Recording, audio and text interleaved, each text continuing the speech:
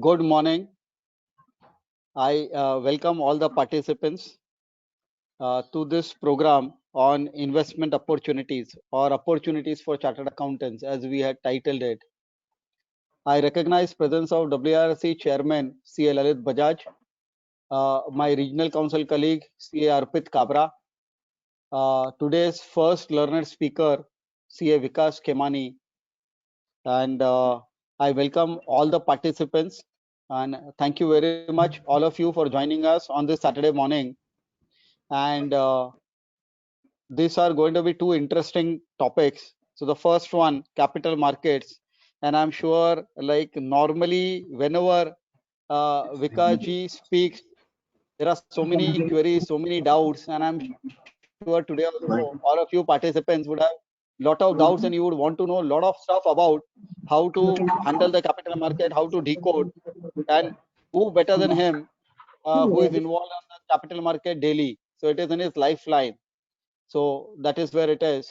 And then the second speaker, Mohammed Asaria, he covers with us like the opportunities to how do we relocate to we ourselves or our clients if they want to relocate to USA, United States of America. How does he help us getting up, setting up the business, and how does he help in getting the visa, etc. So with that, I think let me now invite WRC Chairman C. Lalit Bajaj. Lalit Bhai, for your opening remarks and your guidance today, please. Thank you, Murtuza Bhai. Speaker for the first session and an expert in capital market, Vikas Khemani ji.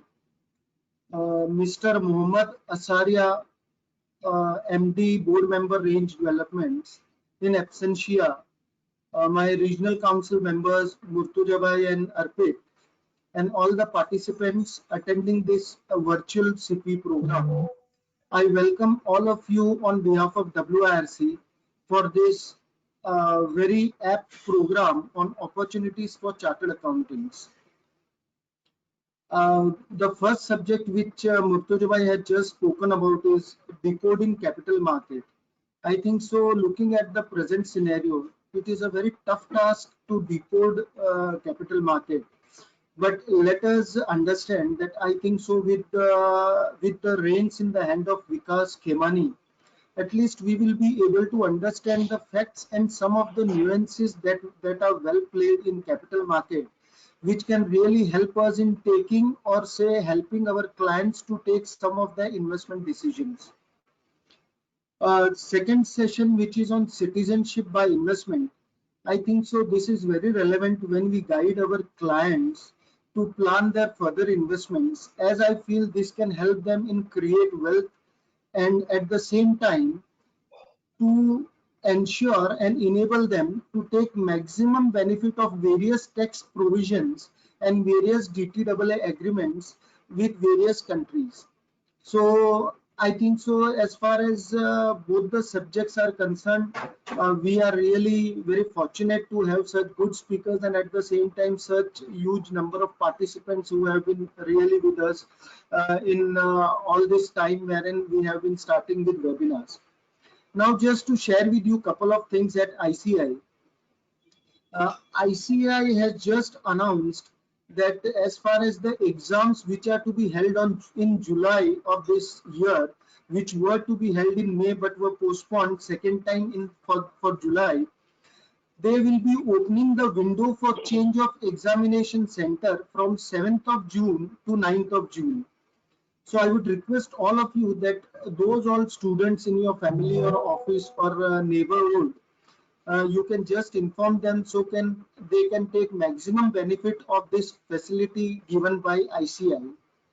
As far as GMCS and ITT is concerned, because of this lockdown, many of the batches were running, and because of which the students and members have completed part of the batch and part of the batch is pending, and ICI have allowed all of them to complete their pending sessions with ICI virtual programs.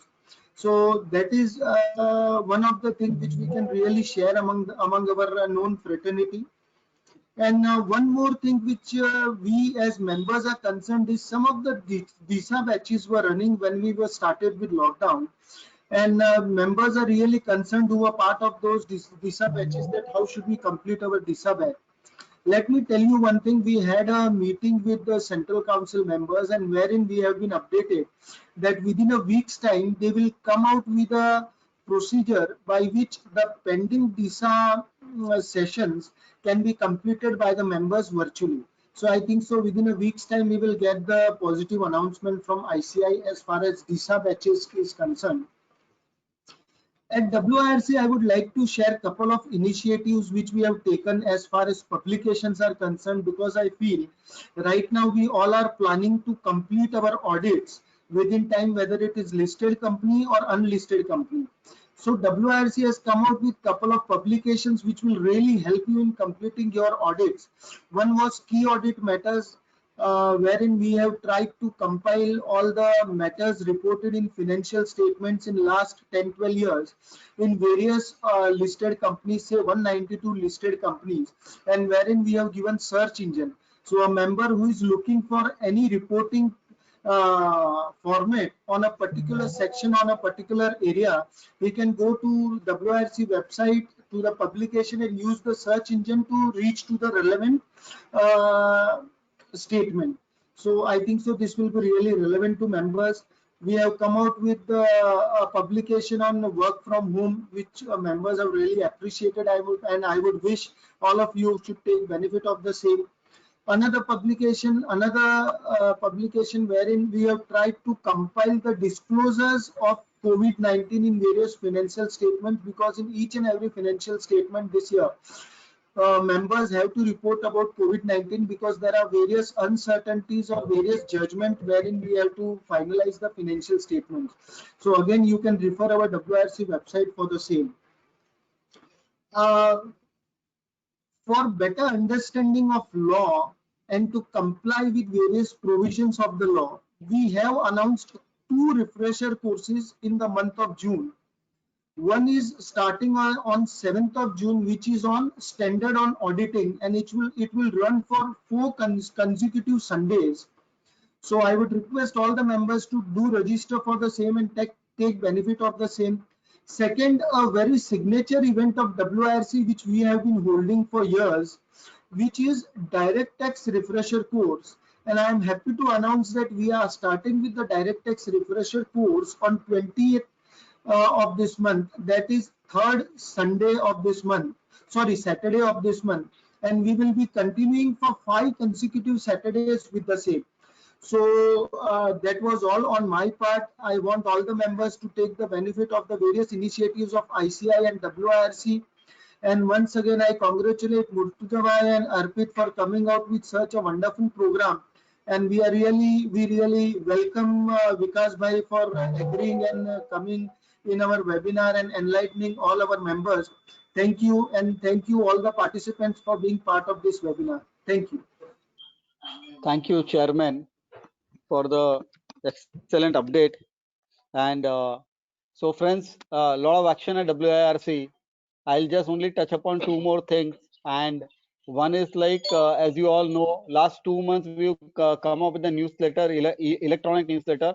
And this month also, we are saying like every month before 5th, the newsletter will be in your mailbox and it will be uploaded on WIRC website as well, which reduces a lot of cost and it also brings about a lot of efficiency. So COVID has been quite that way helpful in bringing about efficiencies. And look at here, we are using this digital platform to conduct the trainings, etc. also, and there is so much more which is happening. And with that, now let me request my regional council colleague, Sri Arpit Kabra, to introduce today's first speaker, Sri Vikas Khemani. Arpit, over to you. Thank you, Murtuzabhai. Thank you, Chairman, sir. And thank you, Vikas bhai, for accepting our invitation at a very short notice, and very happily that you've agreed to be part of this webinar. I have it's a privilege for me to introduce Vikas bhai. Vikas ji, he has a 22 years of capital markets experience, a chartered accountant and a CFA charter holder, US charter holder. We all know him as the most recently as the CEO of Edelweiss Securities Limited, where he spent 17 years incubating and building several business to leadership, including institutional equity and equity research. He has a strong business acumen and deep understanding of capital markets, enjoys a strong relationship with corporate, and is associated with several industrial bodies and committees. He has served as a member of the CII National Council on Corporate Governance, FICCI Capital Markets Committee, and was invited as at the Executive Council of Bombay Management Association. He is a member of Young President Organization, a forum for entrepreneurs and CEOs, and was awarded Young Professional Achievers Award for the service sector by ICI in 2014. His passion for investing took shape in his college days and continues to drive him. He is obsessed with risk reward. Besides being an avid reader and poker player, because he enjoys yoga, meditation, has been running marathons since last 15 years. Also, we all come from the same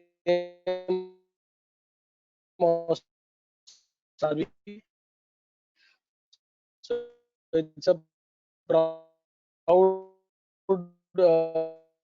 feeling, and it's a tall, fantastic personality that we have. Thank you, Vikasji, once again. Also, all the I would request you, should you have any questions, you can please post them in the box side or read them whenever and we'll take up option and Vikasji will be more than happy to answer all these questions. Over to you, Murtaza bhai.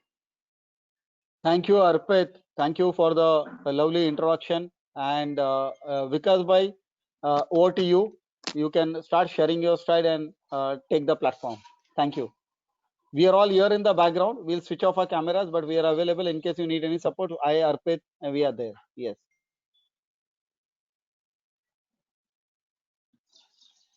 Vikas ji, I think you are on mute.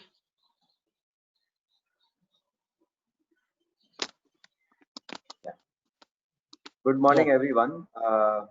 Right. WIRC Chairman Sri Lalitji Bajaj, Arpit, Murtaza Bhai, thank you very much for inviting me to be amongst the professional community whom I belong to.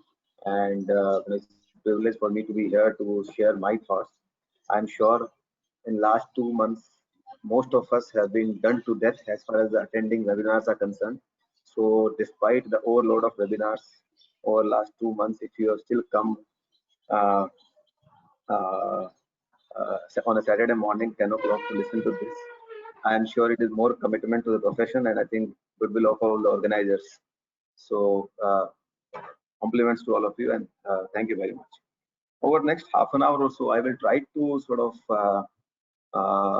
share my view how I am seeing the current situation, how what's my thought on that. Obviously, for any topic, there could be many more views, many more thoughts.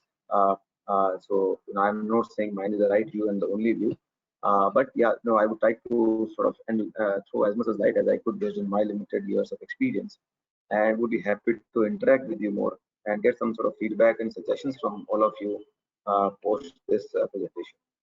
So, is my presentation visible, Murtaza bhai?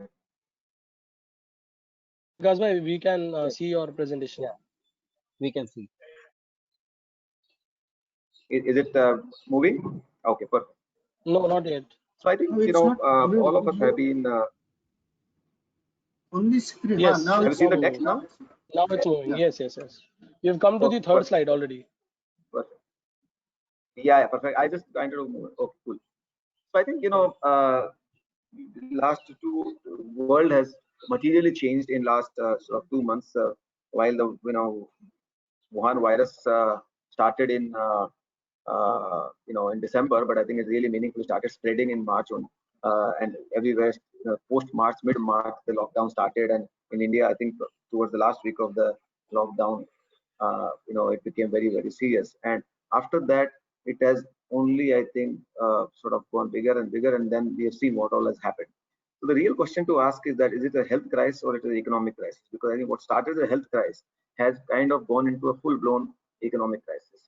If you see, understand, it's not that this is not the first time the world is seeing, any health-related crisis. We have had Spanish flu, which was one of the deadliest almost 100 years ago, where all, there are various estimates between, where biggest loss of life happened. There various flus have happened, over the years where more than 100,000 lives have got sort of lost. But what makes this one a little bit unique or a little bit difficult is that never ever in the history of the humanity of world which has happened when this kind of coordinated lockdown across the globe which has happened.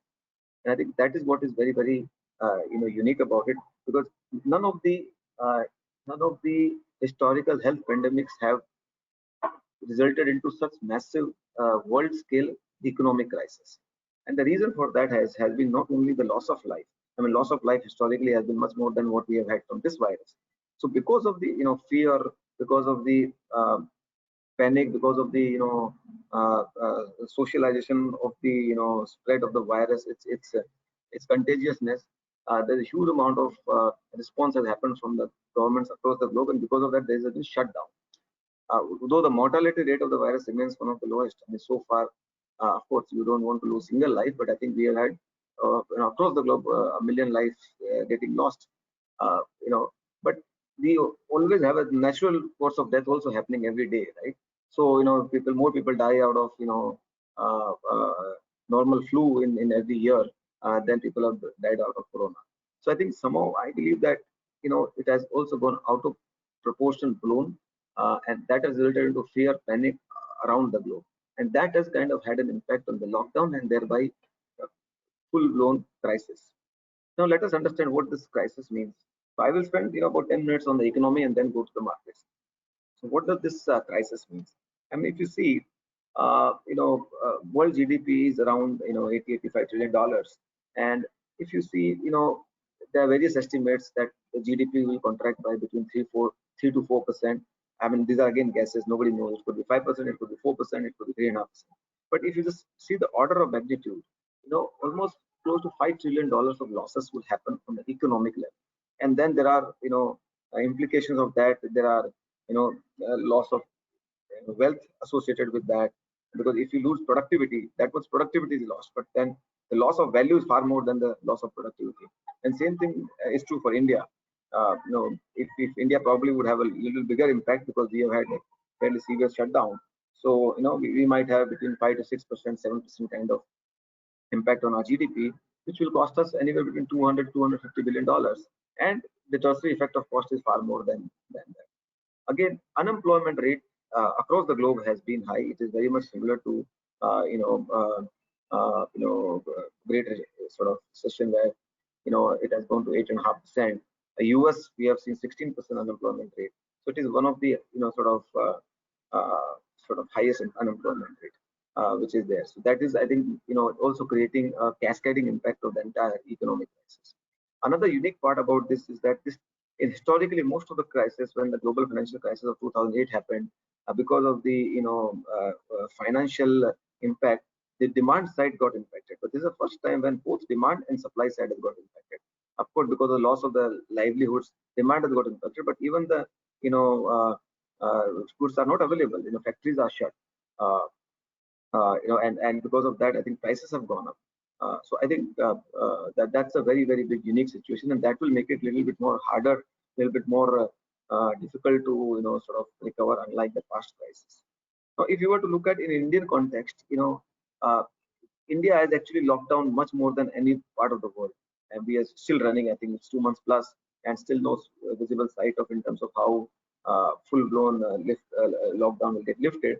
So I think we have been longest and probably the slowest to kind of lift it. And an important thing is that Indian economy was already very weak when we got into this crisis. So we were anyway dealing with the slowdown in the GDP, our weak banking system, and I think and at that time also government finances were weak. Government had stopped spending over last 1 year because they didn't have money. So you were actually already in a negative economic cycle, and you got into it even accentuated. So I think that is a backdrop one has to keep in mind. The large scale migration of the labor also will create a problem in terms of recovery, because I think most of the labor which have gone now will take anywhere between 3 to 6 months to come back once the environment settles down. So I think to that extent it makes it a little bit more harder or slower to sort of see the recovery. uh, and I think banking system, as I was saying, is already weak, unprepared. So we need, and which is very, very key to revival in any sort of economy post any crisis. So these are the some things which are probably a little bit more difficult and unique as far as India is concerned. So I think we have to keep that context sort of in mind. Now let us compare to understand this economic crisis with some of the historical big crises. Obviously the biggest crisis world has seen was Great Depression of 1929, where sort of huge amount of economic losses had happened.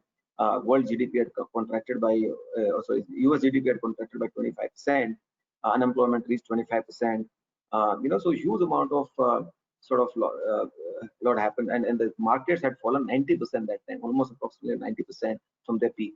So it was a very very difficult situation, and it took almost 7-8 years to come back. Keep this in mind, took 7-8 years to come back for the economy back on the track, and it was followed by World War II in some sense. So but if you look at 2001 crisis, the tech bubble, again we had a massive knockdown, markets fell to almost 40-50%, and so that also took some time, almost close to 1.5-2 years period to react. Uh, versus global financial crisis of 2008, where economic output had declined by 4%, unemployment rate had hit almost 10%, uh, and markets had already also fallen 50% that point in time, 50-55% that point in time from the sort of peak. Uh, versus this crisis where it is once in 100 years, both demand side shock and supply side shock, and both uh, and despite that, markets have fallen only 15%, or in case of India it is more 40%, but still it is much lower than what it was before. And we will ask this question why. We'll try to understand this why, but I just want to set the context right in terms of seeing uh, uh, various sort of crises of the past. Uh, Now, the key difference lies between each of these crises. See, during the Great Depression time, government that point in time resorted to methodology of contraction. They actually did not do any fiscal stimulus. They did not do any monetary expansion. They in fact did contraction. They kind of started sort of contracting the economy, cut down spending, bring back to sort of go back to basics and say don't do any expansion. And that time they stuck to their gold standard, so they could not even print money. So that was a very big reason why none of this that came back. But if you look at every crisis, successive crisis, in tech bubble, post crisis, when Alan Greenspan was Fed governor, he brought down the interest rate almost by 4 to 5%, in that very short period of 2 years, 3 years, and that created a huge amount of credit offtake and cycle. In the global financial crisis, we saw there was a huge coordinated stimulus which happened, across the globe.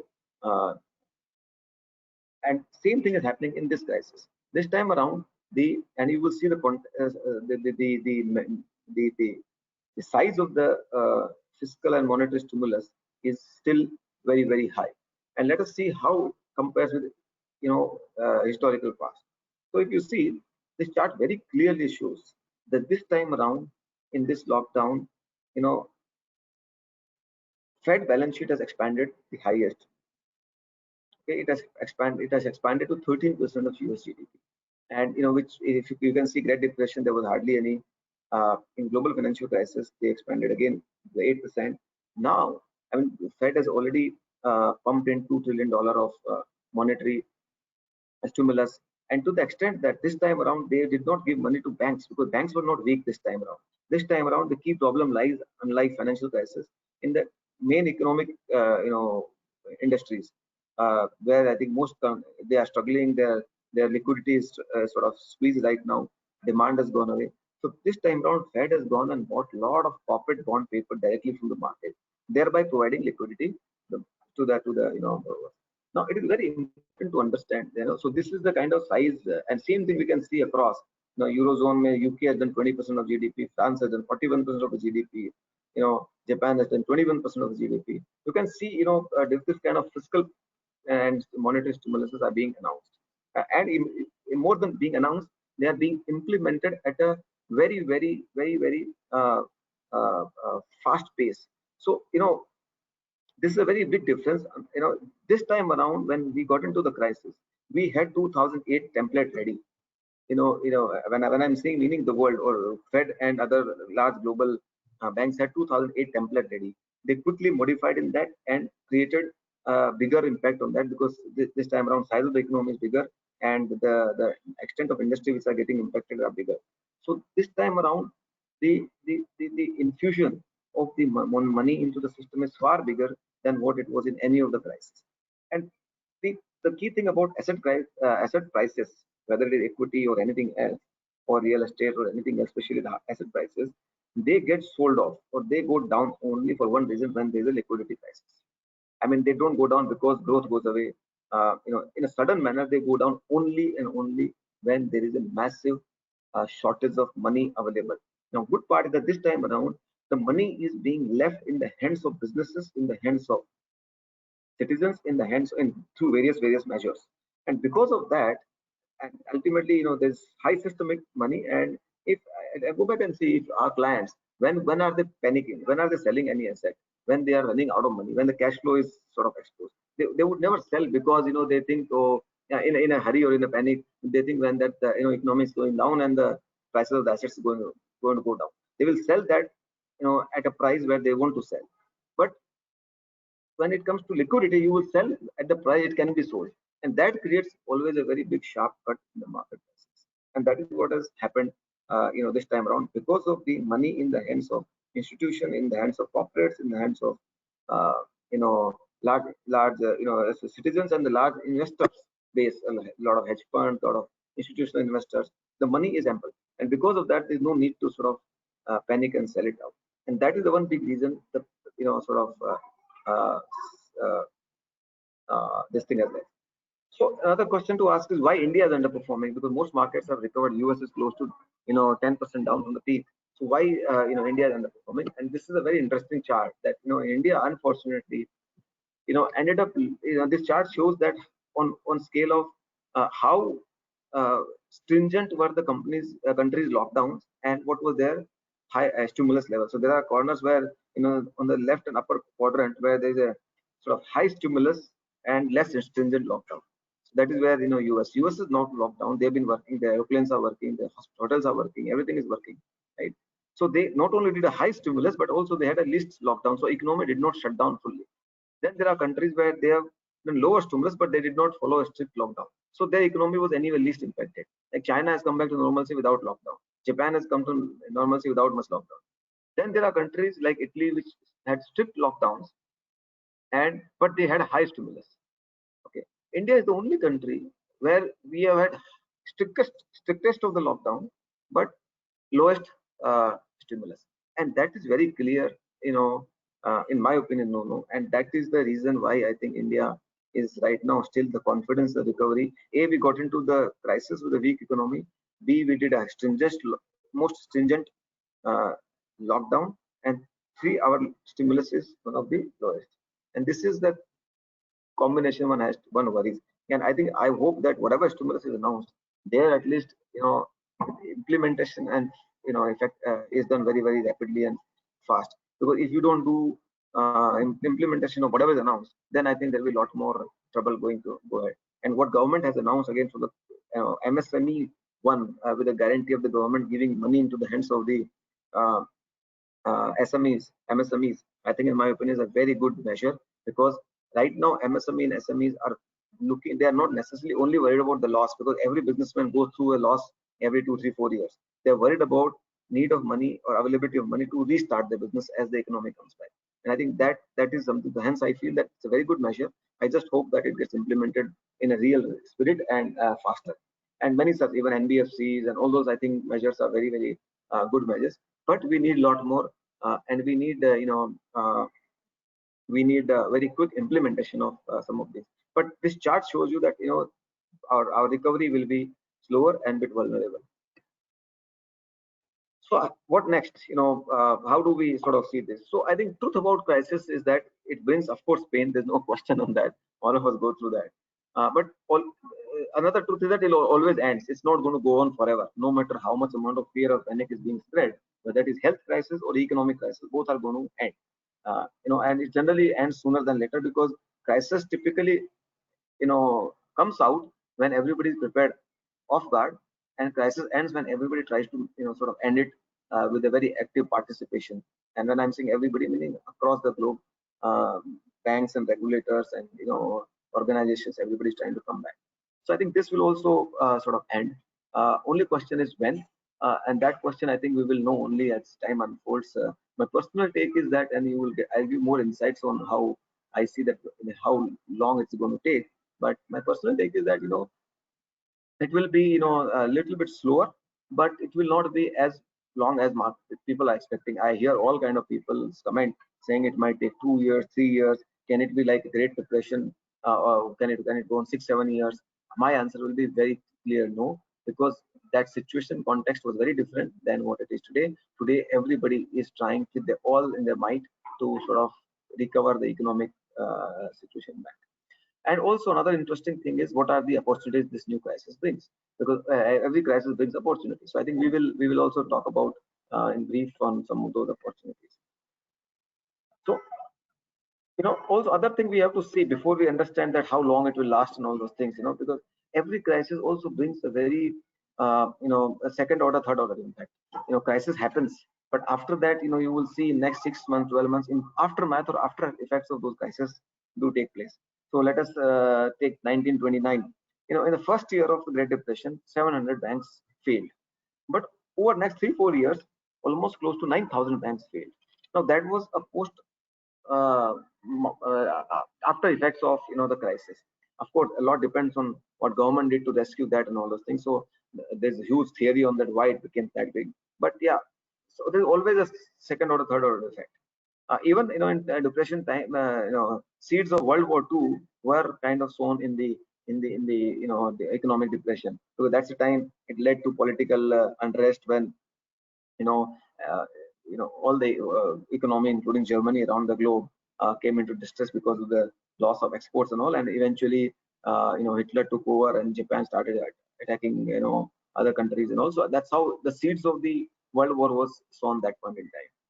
Even if you look at 2001 to crash, one dot-com bubble happened, but after that, almost I think 6 to 8 months after that, Enron crisis happened. Now Enron crisis had nothing to do with the tech bubble, right? But still, what happens is when the asset prices correct, there are always unintended impact, there are tertiary impact which comes out.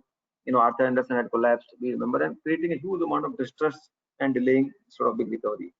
Back home, I think Ketan Parekh scam had broken out again. Till the time the wheel was turning using liquidity here and there, it was fine. But the moment liquidity goes away, suddenly all the chinks get exposed. That is the time when even our Badla system got banned second time. Even UTI fiasco happened, post 2001 crisis. So all those things were kind of result of the big crisis. But when crisis happened, nobody thought that it will impact UTI 64. So so there's always second order, third order impact. Even global financial crisis, I think after the crisis that across the globe the populism came back. Freebies to people. I think anti-wall street sentiments came back. Huge compliance regulatory burden came. General Motors got sort of had to be bailed out because once there was a pressure to once government bailed out financial institution, then main street institutions also had to be bailed out. So those kind of implications happened.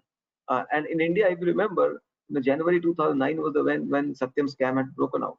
But again, Satyam had nothing to do with the financial services, right? But again, when the crisis happened, share prices fell, and a lot of things starts coming out that point in time that uh, uh, and exposing sort of weakness in the system. Same thing, Manrega was introduced. If you see after that, year after year, the freebies and Manregas, giving those to people have only expanded. But the seed of that was laid only in 2009, post 2008 crisis. And that is how I think one thing start in every crisis and sort of. So these are the effects we don't imagine. So it's important to see what is it that this time possibly could happen. We don't know, but some of them are already visible to us, like negative crude prices. Who thought that any asset price can go into negative? But that is a unintended aftermath or second order impact of the situation. Recently in India we saw Franklin Templeton funds got closed down. Now is that a second order impact? Answer is yes. So I think that is something very very essential, that they will happen and they will create huge amount of news flow, negative, and create volatility if you see as the time forward. So and currently many more can come about. So if you see, and some of the things it is everybody's imagination, because If you can predict, then they are not second order, because you will not be able to predict that it will happen for sure. But some of them would happen. And if you see, we are already seeing a rise of geopolitical situation. US is taking a lot of overtures against China, and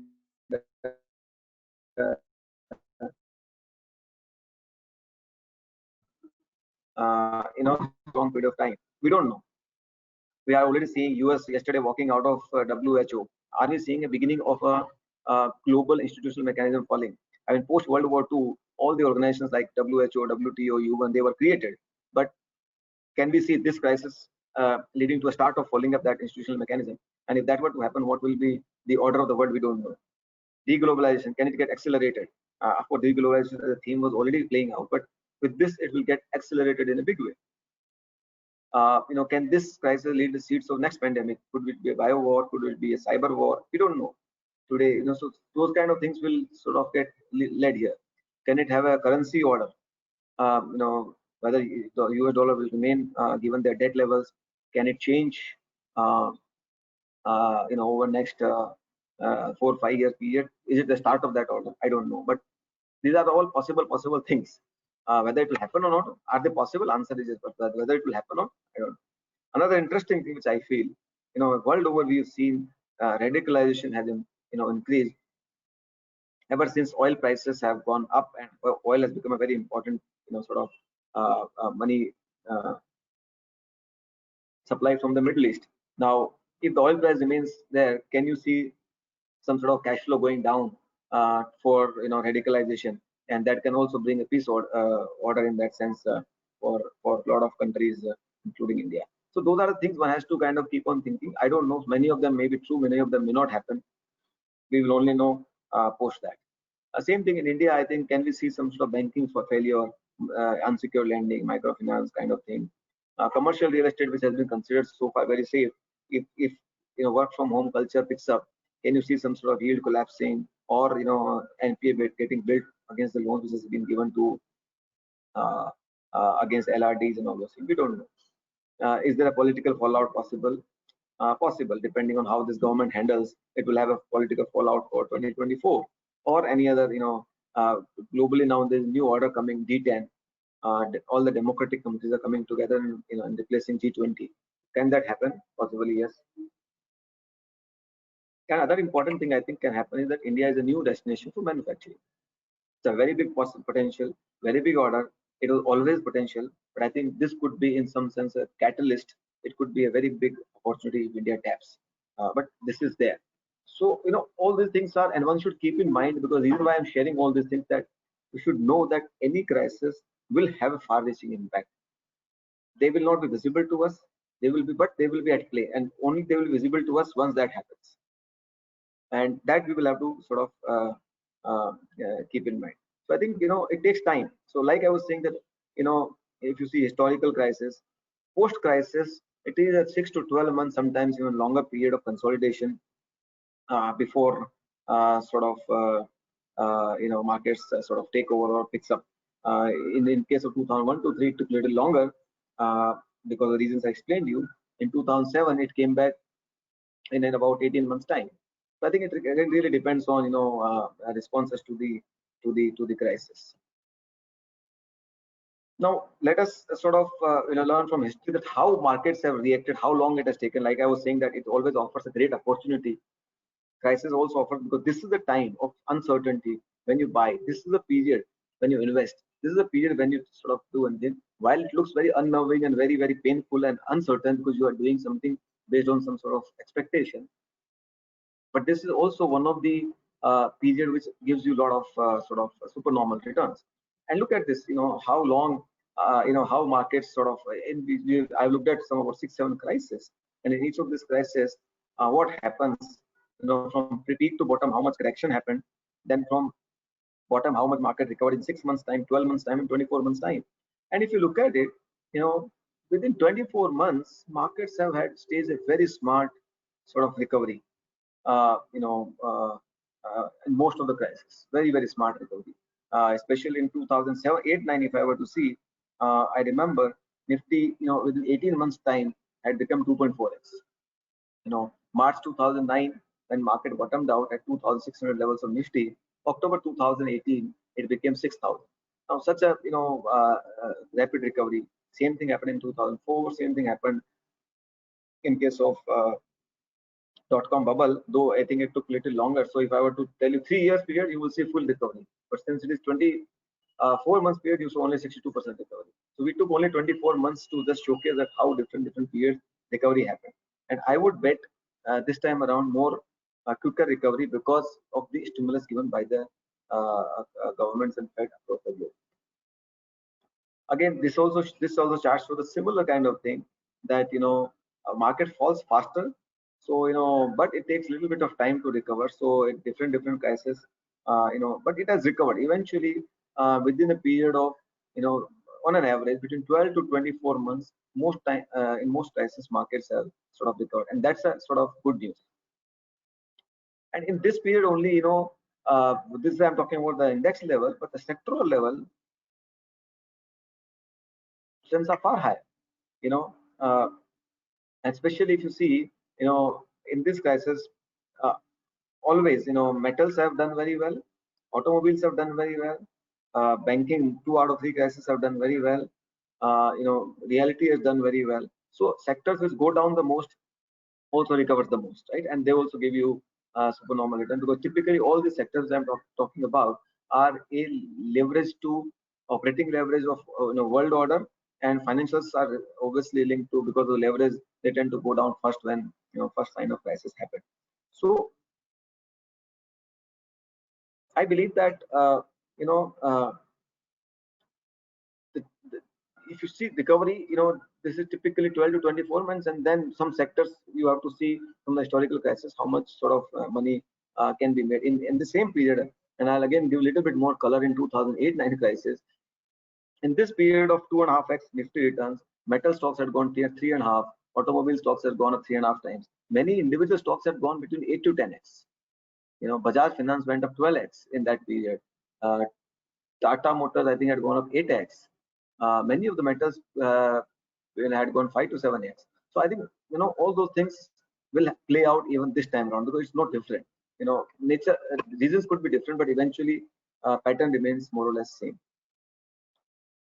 So I think let us put into what are the various measures positive amongst this crisis. So we have talked about many of them. Sorry for this formatting, but there are lots of positives that to look about, and I generally tell people, don't get colored by the fear and panic and gloom and doom being projected by everyone around, especially in the social media age, and media mostly talk about negative. We every day hear a lot of negatives, and looks like that it's end of the world, nothing is coming back. But in this also a lot of positives are happening. Like I was saying, this is a coordinated fiscal as well as monetary stimulus across the globe. We can, by the way, this has a potential to create a similar kind of effect what we saw in 2002 to 7 crisis. This chart shows that here, if and this is likely to happen around the world, governments are going to spend, spend on building infra, spend on sort of social security, spend on a lot of stuff, and also they have put a lot of money in the hands of corporates and individuals. Of course, it can bring some inflation, and I'll talk about it later. But this could be that kind of sort of potential. And I'm not saying it will happen, but this has that kind of potential. From the setup, it looks like that it can have that kind of potential. We are going to remain in a low interest rate scenario for some time, at least 3-4 years. And low interest rate scenario, all of us are very well aware that what happens. It could be very, very sort of positive for businesses. It could be very, very positive for asset classes such as equities and hard asset classes. There's a good possibility of Fed has outlined very clearly many times over that they would like to see weak US dollar, and the weak US dollar is a very good outcome for emerging market in general. So if that were to happen, it could be a very good outcome for emerging market. When Fed is saying that we will want to see weak dollar in their interest, more likely they will see that happens. And hence, if that were to happen, we can see in the history of last 30-40 years, at least I have studied, it has never happened. And then the dollar is weakening, emerging markets do not do well. Even if the local country is not doing well, being part of the emerging market, it can doing well, because it can do well because a lot of flows come from that side. and we are very much at that kind of situation right. Other thing, I think, India can benefit from China shifting, and I think fortunately government is responding in terms of bringing manufacturing here. They are doing a lot of labor reforms, making a lot of land available in different parts of the country. So I think that's a very big positive sign, and that could probably a very big second order, third order impact, which is working well for India in this crisis. Lower commodity prices again, works very well for India. I am sure you are aware that India, at least in my known history of experience, I am first time I am seeing that current account deficit of our country being positive, and that too because of the, I think that has happened because of the crude oil. Right? So low commodity prices, low crude prices always sort of help us. Fortunately, rural economy has not got impacted much, and monsoons are expected to be sort of good as per the normal predictions.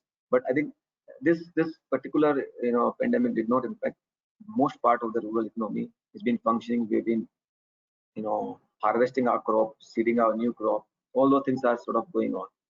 And another important thing to look at when we invest into any asset class, the valuations, right? So currently we are very much close to bottom valuations. Of course, our COVID crisis bottom and Nifty hit 6,800, 900 levels. That time it was more attractive, but still, if you look at, it's not far away from that.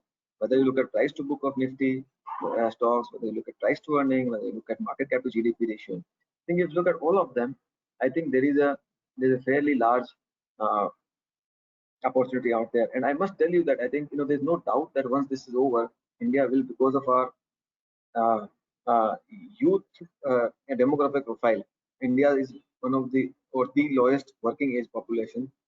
But no matter what, government does slow better, but our GDP growth will come back, and India will, by arithmetical progression, will become a $5 trillion economy. You can argue whether it will be 2025, 26.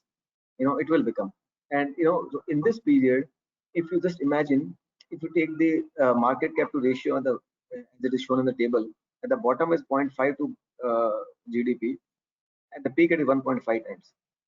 Today's Indian market cap is less than $2 trillion. Just imagine if over next 5 years, India GDP goes to $5 trillion. Even if we take in next 5 years, there will be one bull run. Even if I take one time ratio of market cap to GDP, you will see $3 trillion of wealth being created. And if that is the case, it makes a big case for participating in that kind of wealth creation. And there will be lots more, many people who will create wealth in Indian equity or Indian economy. So I am quite sort of optimist. I am not colored by right now whatever gloom and doom which is being prepared, and the valuations and all other aspects are sort of supporting in favor.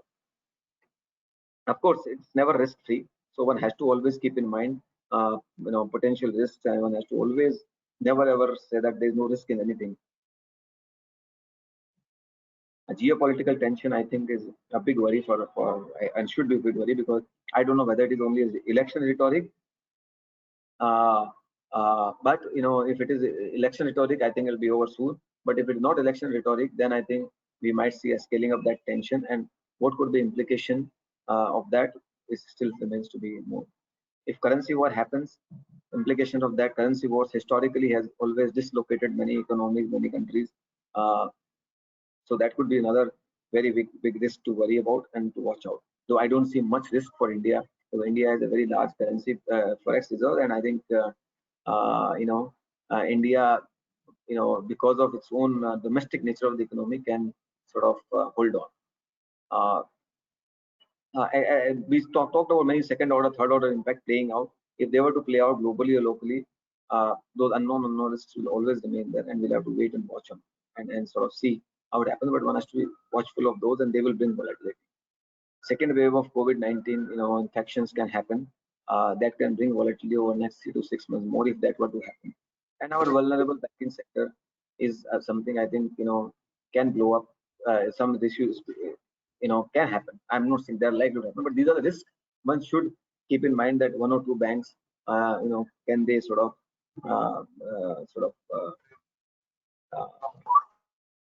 be sort of blow up or come to this, which eventually RBI will come to save. But at least they can create some sort of uncertainty or panic in the system. So, these are some of these sort of thoughts. In conclusion, I would only say that uh, markets and news flow will be very, very, volatile. Mild inflation is good for equities as an asset class. We are not likely to see a significant inflation, but we are going to see a mild inflation. And I think anywhere between 0 to 4% is a good inflation. A lot of global economies have been trying to get inflation, but they have not get inflation. India, we mostly try to control inflation. But even India has not seen inflation for the last 3 4 years.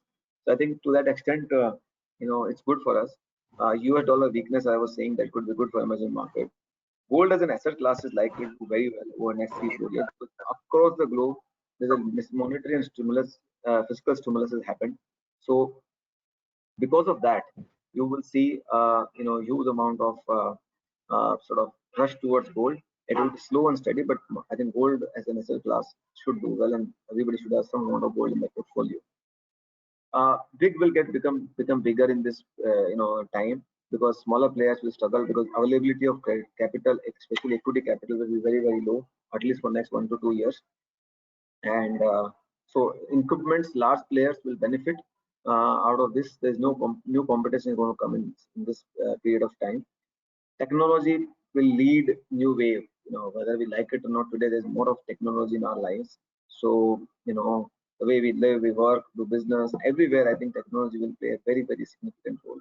And all of us in all age groups, everybody has to. And already we are seeing how elders and people who never used technology have started using technology. So I think it's a new normal, and one has to constantly keep looking for. I mean, our CA offices will have to start working virtually. We have not been to our office for 2 months, but we've been functioning as smoothly as we were before. So I see no reason why a lot of professionals would need even office. They could work from home or clients. So those things will change, and we will see how sort of things pan out. And in this period of uncertainty, next 6 to 12 months, you will not get clear data to say that things are getting better. Sometimes you will have good news flow, sometimes you will have bad news flow, and that will bring volatility. But I can tell you that this period will always, historically, and this time also from the looks of it always gives a great return opportunity over a long period of time. Hence, one should look in a systematic way to invest over next 6 to 12 months, so that you can capture. And every time there's a fall in the market, I think rather than looking at the news flow, one should invest, because world is not coming to an end. Everybody's trying to sort of save whatever the crisis there. And I remain quite positive from a calendar year, next financial year, that I think by and large economy should come on track. By and large, I think market should come on track, and there will be sort of it will always be VUCA world. It's not going to be very smooth world given today's time and age, but it has never been. So why should we seek that? It has never been last. If I look at 2 years, 3 years, 5 years, it has never been. So, but having said that, it creates sort of opportunities whenever such volatility comes. So that is how I would like to share my thoughts. And finally, I think my favorite quote, I would say that only four principles, only certainty is that there's no certainty, and every decision is a matter of weighing probabilities. This can happen, also that can happen, which has more probability, and then you have to make your decision. Not making a decision is also a decision. So we must decide. Despite uncertainty, you have to act and decide. If you don't decide, also don't act, and it is also a decision. And lastly, I think when we make a decision, considering all the sort of possibilities, risk, and all those things, that decision should be judged not by the outcome, but how it was made. Given whatever information you had, that's how one should be seen. Because there are many times a good decision can have a bad outcome, and a bad decision can have a good outcome. But that does not change, that we should take decision and we should avoid making this. So with this, I will probably conclude it, and if there are questions, would be happy to take. So, Vikas, I must say that the last 45 minutes have been the most effective, like that I have spent in the last 60 days, maybe. You covered a wide range of subjects, and really I have picked up a lot of stuff from you. And the type of positive energy that you brought on this Saturday morning, saying that like so many good things are going to happen, and the most important factor that if we invest now is the right time to invest in equity, and the investment can give you from a 5x to 10x return. I have got one question before I give to Arpit. he's got a lot of questions which he's getting from the participants, and Arpit will put up to you. My only request is, like, say, as a chartered accountant, if I want to invest my own money, or if I want to like tell my friends, family, or even clients what to invest in, like whether A category, B category, C category, and what should I look at? Is it do I look at the P, the rate, the price, the 52 weeks low, or should I look at the promoter, the intent, the nature of business? What is it that you look at before you invest? That is my one question. Then I'll stop, and Arpit, over to you for the other questions, Arpit. I think the only thing to look at, in my opinion, is I think it has to be a good business run by great management. Business good. I think all of us are chartered accountants. We know what a good business is, which can kind of keep growing despite all the competitive intensity, which is run by good promoters. So business something which is a good mode, good cash flow coming through, and you know which can grow over a period of time. And management, people with integrity, people who have shown huge amount of capability to run large businesses, and especially more importantly the governance. And we all are chartered accountants. We can see through accounts, who's following aggressive practice, who's following conservative practice. So go for people who are following conservative practices. And so I think valuations, of course, they are important. But if you get the first two right, third one will be generally not a problem. But if you get the first two wrong, even if you buy cheap, you will pay price for it. Right.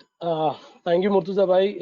Indeed, rightly mentioned a lot of positives from this session, and so many opportunities that you've highlighted for us.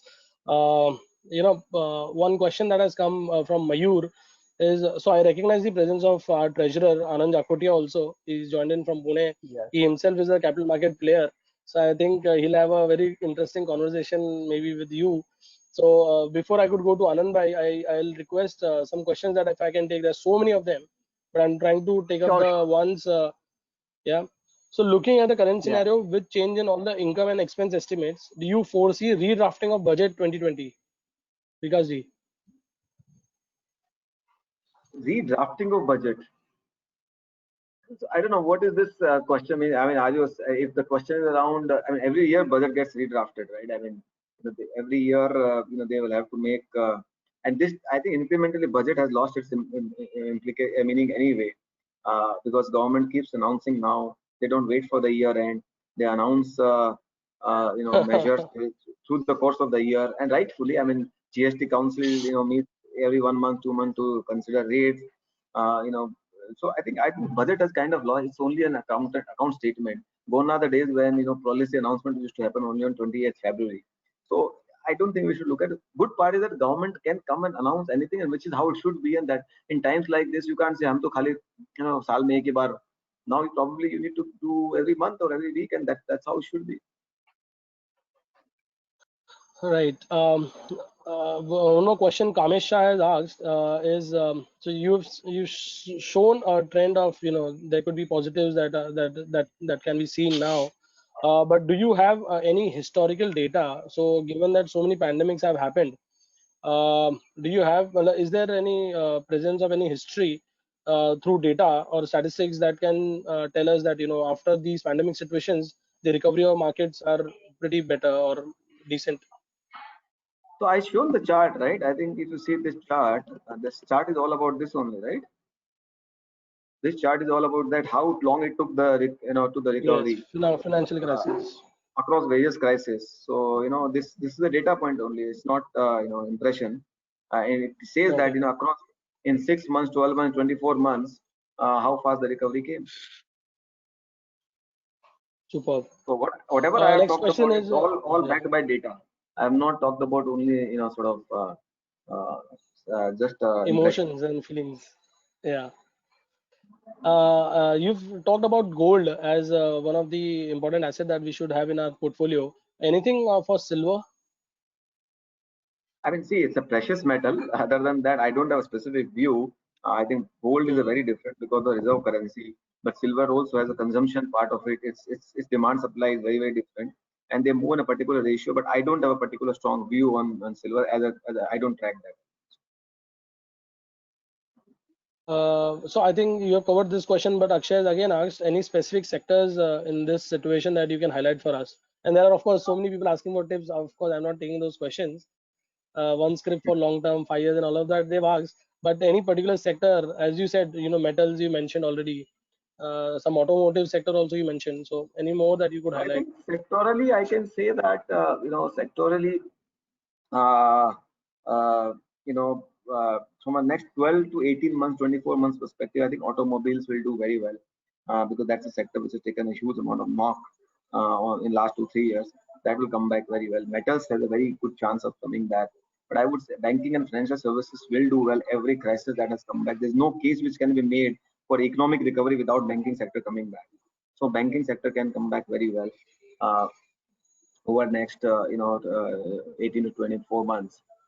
And then I think Indian consumption, consumer durables, which has again taken a big beating in last 6 months, I think can come back sharply because all of us will consume. Our aspirations are there. As our per capita income goes up, we will aspire for premium products. We will do consume better products. And now a lot of manufacturing will be set up in India, so availability of product also could be better. So I think consumer durables could do very well. New sectors will come like chemicals, which has been doing very well, could see a different scale now because of the shift from China. Manufacturing sector will do well in India, but it will take time because right now there are very small players there, but it will do very well.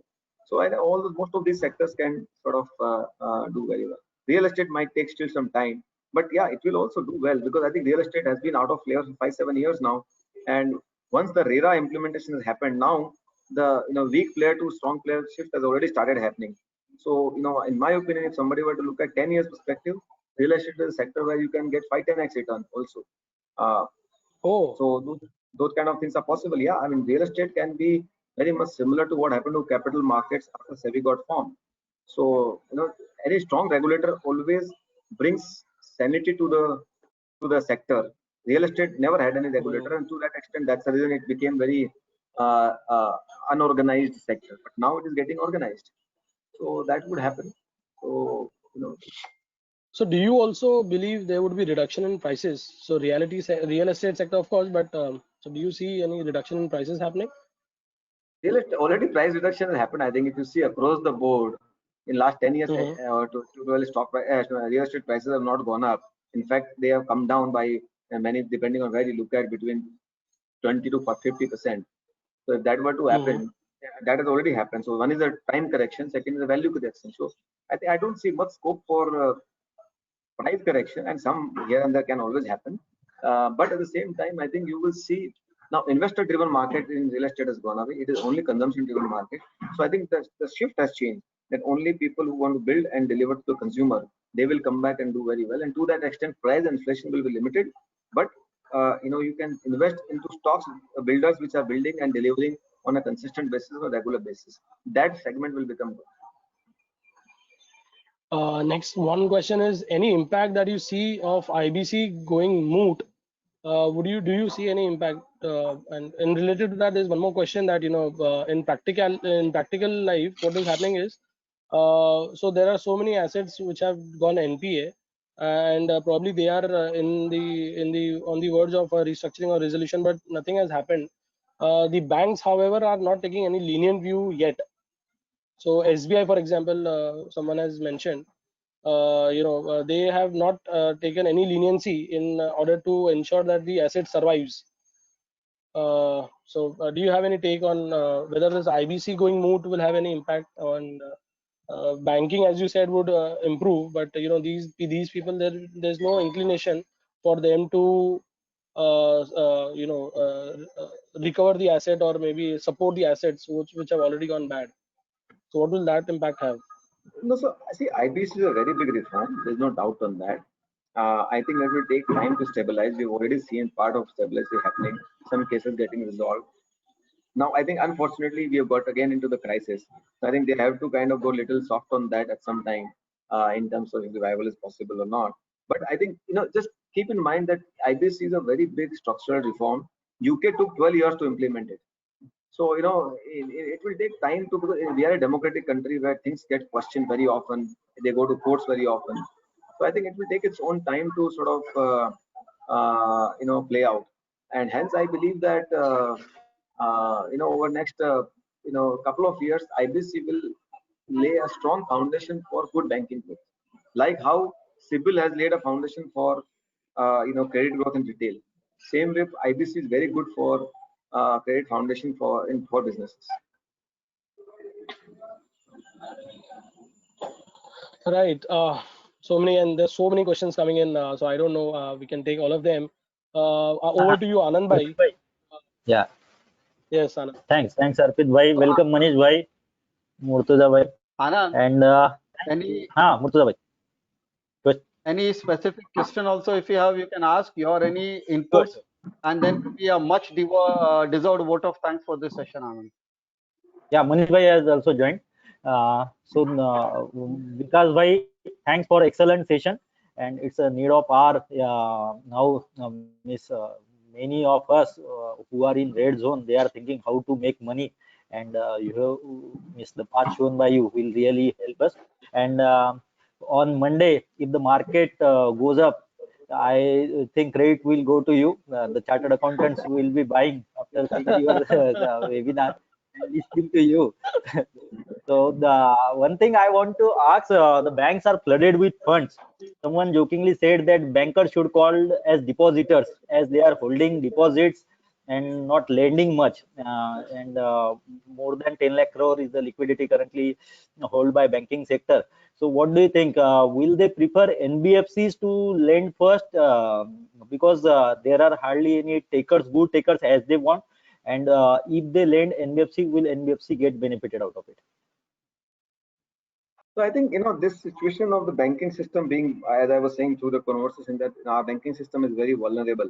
Uh, we have a 60% of the system controlled by public sector banks, and there they have a problem of compliance and surveillance and all those things. And because of that, if you see, they have not been doing their credit over last 3, 4, 5 years. Now imagine 60% of our banking system is not giving credit to businesses, and still businesses have sort of have to grow. So partly it was being made up by the NBFCs, but I think many of the NBFCs have also come out with the and have also suffered in this crisis. Uh, so I think the credit has to come back. There's no doubt about that. You cannot have economic recovery without credit. So for that, what government has done, guaranteeing 3 lakh crores of loan into the system, that is one starting point where if banks are not worried about the credit loss, then at least they will give to money to the bank. So this is how at least out of the 7, 8 lakh crore which is lying with RBI, 3 lakh crore go into the system. Maybe in the second stage, if this 3 lakh crore can revive the economy and can get the stone rolling, maybe government will have to come out and do another 3 lakh crore if this does not pick up. But there is a, if you ask me, one biggest crisis of the country, which is credit culture has to come back. In last 5, 7 years, the reason why India has not grown or why India has not sort of picked up is because of the lack of credit availability. So one last question: what you will prefer, NBFCs or banks for buying? So question, I mean, I think in my opinion, I mean, it's not one versus the other, but I feel that banking model will be far better and safer. Large banks will continue to become larger because I think depositors will put their money only in the large banks now, given whatever experiences we have had in the recent past. So people will prefer the larger and bigger banks, and also because they have money, they will be also able to take risk and kind of lend also in the system. So there's no question of in my opinion, you should, if you remain invested into large banks, private sector banks, you can compound your capital seriously over next many years. Right.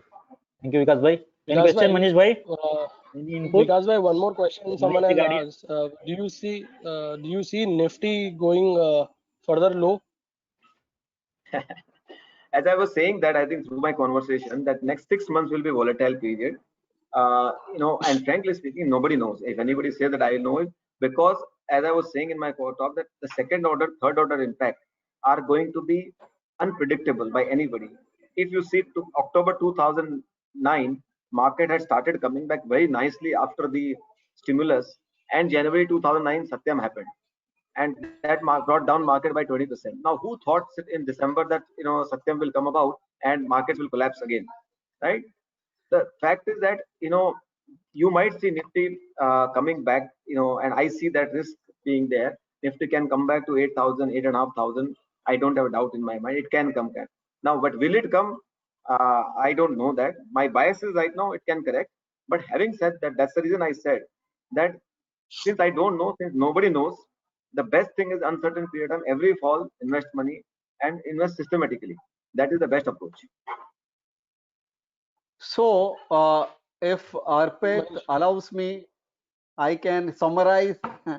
Arpit, anything else? Anand, you want to there's Manish so bhai, many Manish bhai. questions, Murtuza bhai. I can't tell you. There's a flood of questions that has come in, and everyone is, so as we said, these opportunities that we are looking for.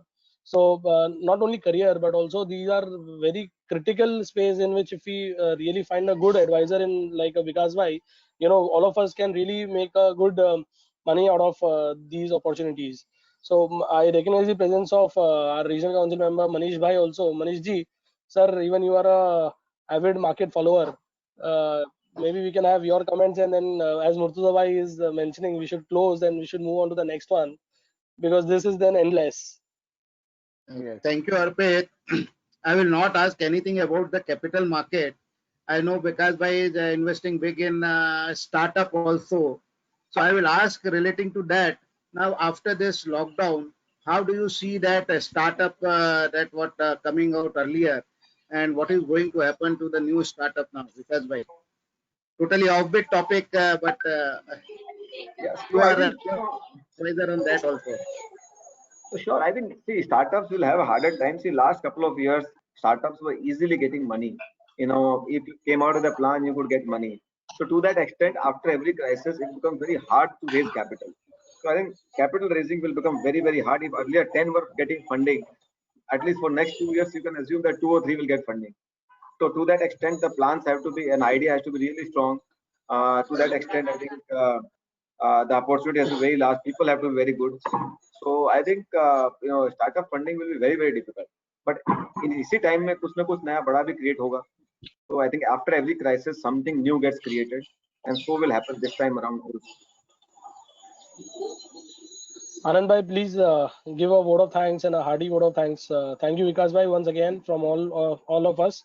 All the participants are also now mentioning thanks for fantastic commentaries that you shared.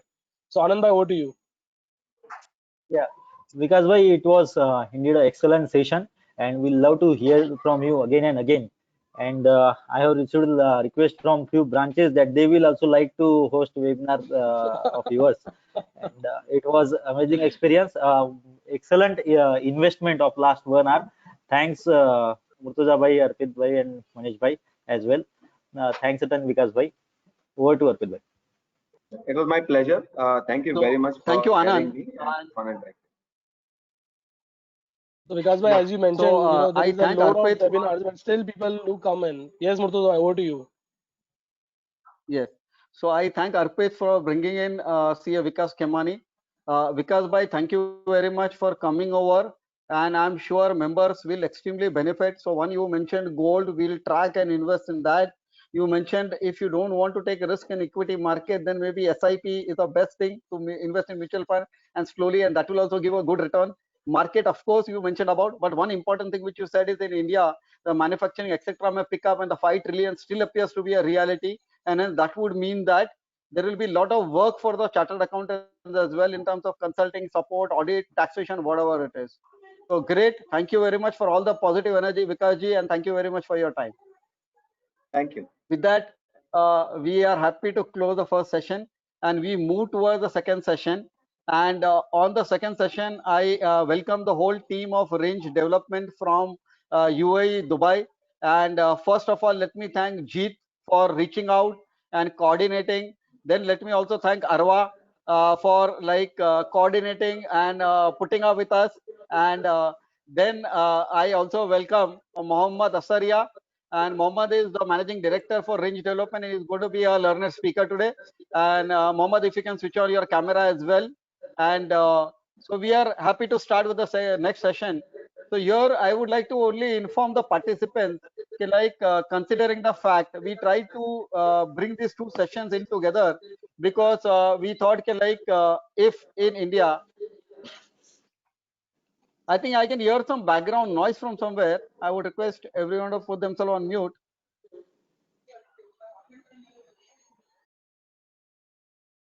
Okay, very nice.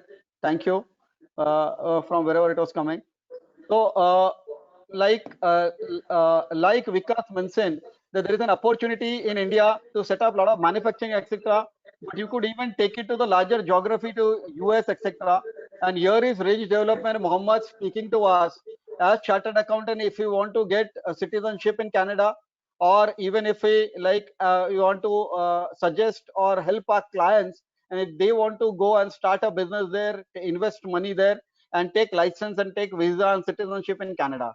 So with that, I would request CM Manish Gadia to welcome and introduce our next speaker, Mohammed Asaria. Arwa, any comments from you before we get started to the next session, Arwa?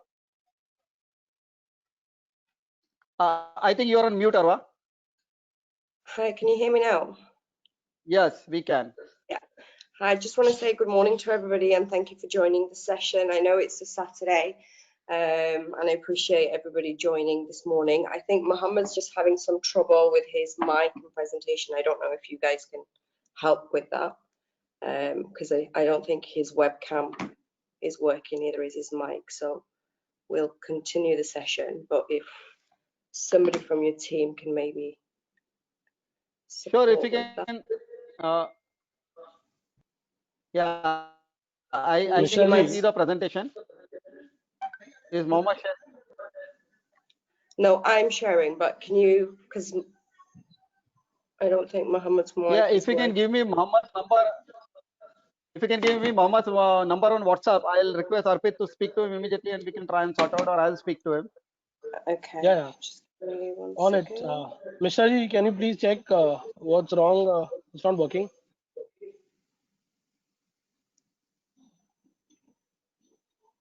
Arvind sir क्या हुआ? मोहम्मद जी का ना वो लग नहीं रहा है, वो he is not able to connect himself. Mohammed sir join किया है, उनका कैमरा नहीं ऑन है, उन्होंने ज्वाइन किया है.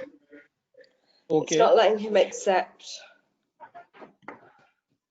Can he Okay, speak? so So, can he speak at whether least? he's Mohammed, may I request you to speak? Yeah, speak a little. I don't think you can hear him. In the meantime, Manish bhai, if you can please introduce the speaker and we'll figure out the logistics. okay. So thank you, Murtuza bhai, for giving me this opportunity of introducing Mohammed Asaria. And you have already told that this is a big opportunity for citizenship by investment. This is a new concept, not a new concept, but very few people are into this. Mr. Mohammed Asaria is a managing director and board member of Range Developers, an international luxury hospitality development company, and develop resort in Eastern Caribbean under citizenship by investment. He has done his studied law from Trinity College, and then he joined. Then he specialized in SEMA capital market and Islamic finance transaction, and interest in structure. Then he has joined HSBC Middle East security franchisee. So he has done various experience in various company. Apart from that, in 2008, he has joined Rasmil Kuwait Islamic Investment Company to develop its presence in UAE. He had full responsibility of direction of business in UAE. In 2010, Mr. Asia co-founded a range group of companies to develop ultra luxury hospitality project. The company has now grown up and become leading citizenship by investment, that is CBI, a developer in Eastern Caribbean. He has become a pioneer in citizen by investment through investment in luxury hotels, Park Hyatt, St. Kitts, and the Caribbean Resort and Spa, Kempinski.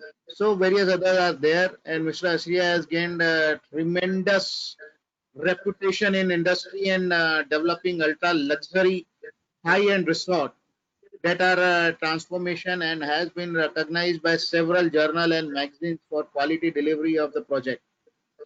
By way of example, Park Hyatt St. Kitts has been named as best new hotel in Caribbean in 2017 by CNN and included in the Canadian NAST host list its opening.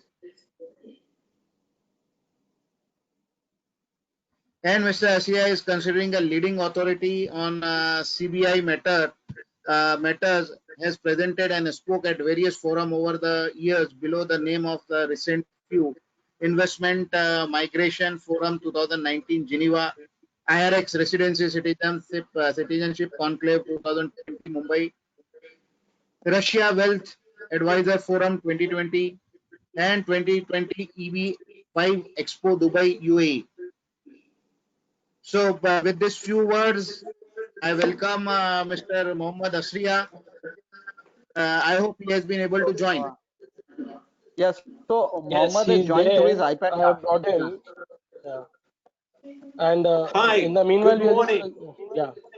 Can you hear Good me morning, well? Mohammed. We can. Great.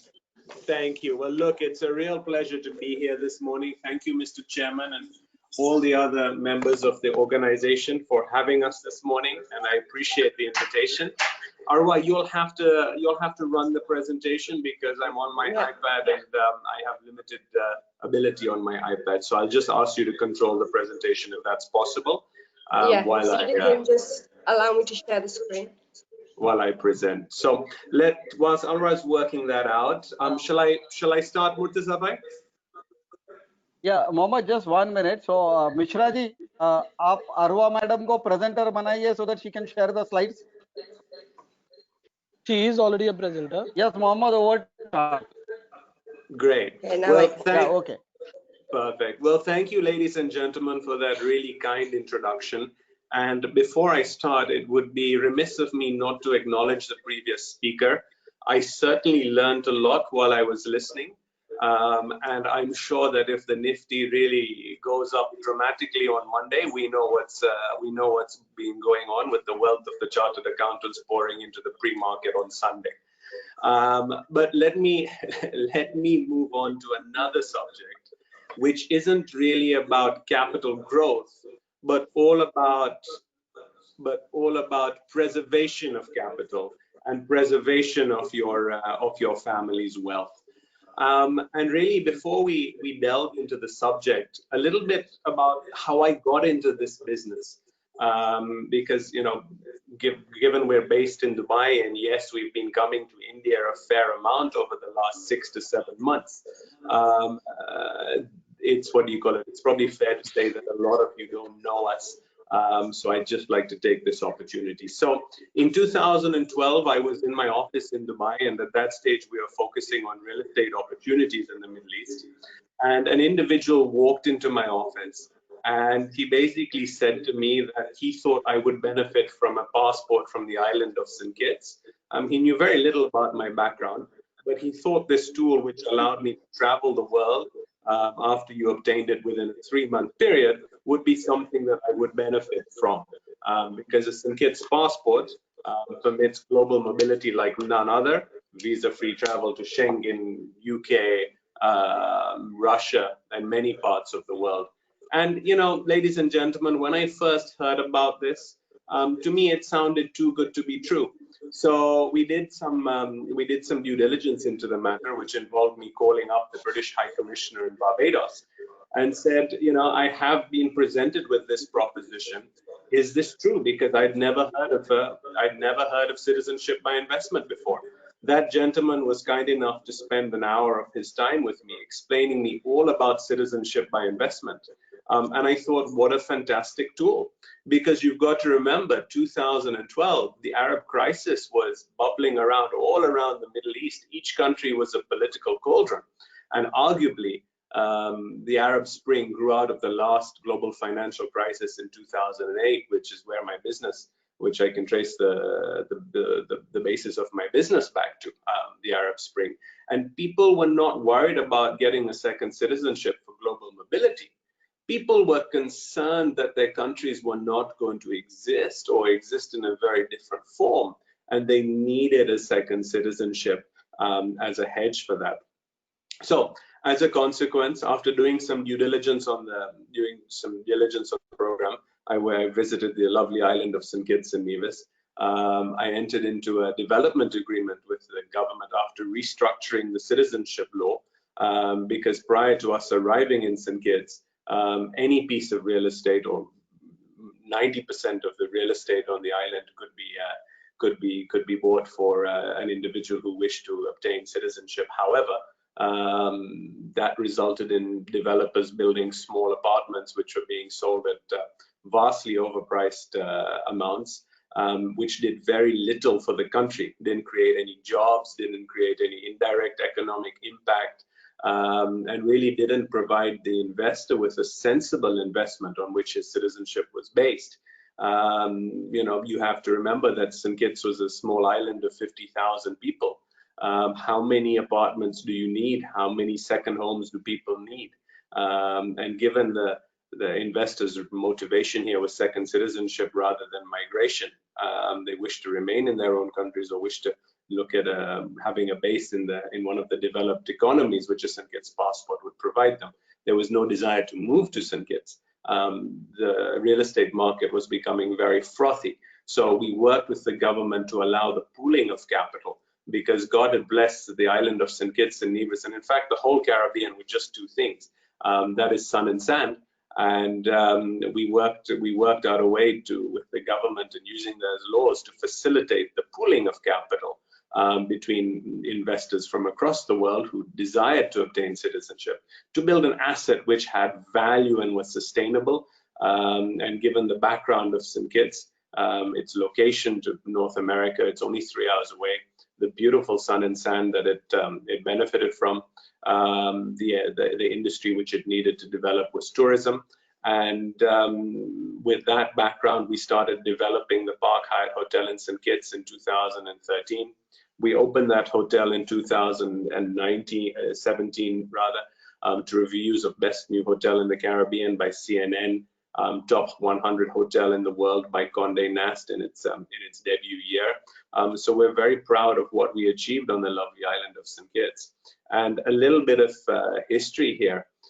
St. Kitts was actually the first island in the world, or first country in the world, to come up with a second citizenship program. After its independence from the British Crown in 1983, the government of the day realized that they had to find a way to ensure the country's economic growth and moreover survival, because without the support from the Crown after independence, there was going to be some pretty serious budgets. So a very smart individual at that stage said, let us monetize our very good diplomatic relations with the other part of the world and invite high net worth individuals to invest in our country. Put all of this in our legislation. This is not an informal process.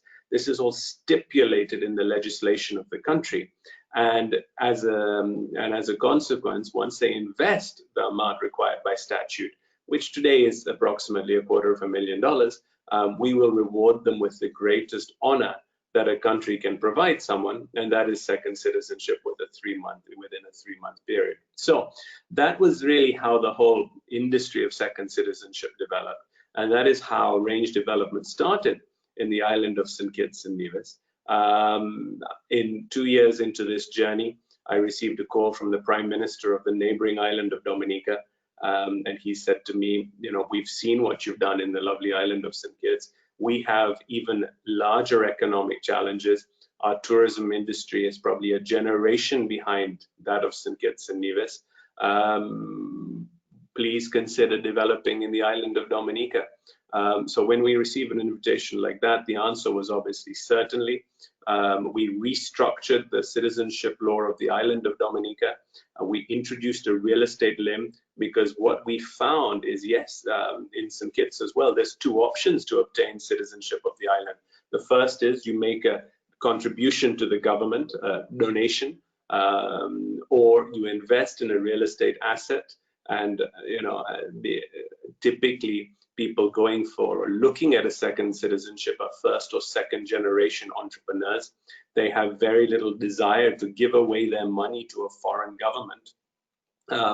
And with the differential in price, which is stipulated by statute, being so nominal between a contribution to the government or an investment, in a piece of real estate, which you have the ability to resell after 5 years to another individual who wants a citizenship, and you maintain your citizenship in perpetuity, that really became the industry-defining investment for second citizenship. So we worked with the government of Dominica in 2015 to introduce the real estate limb to their citizenship program.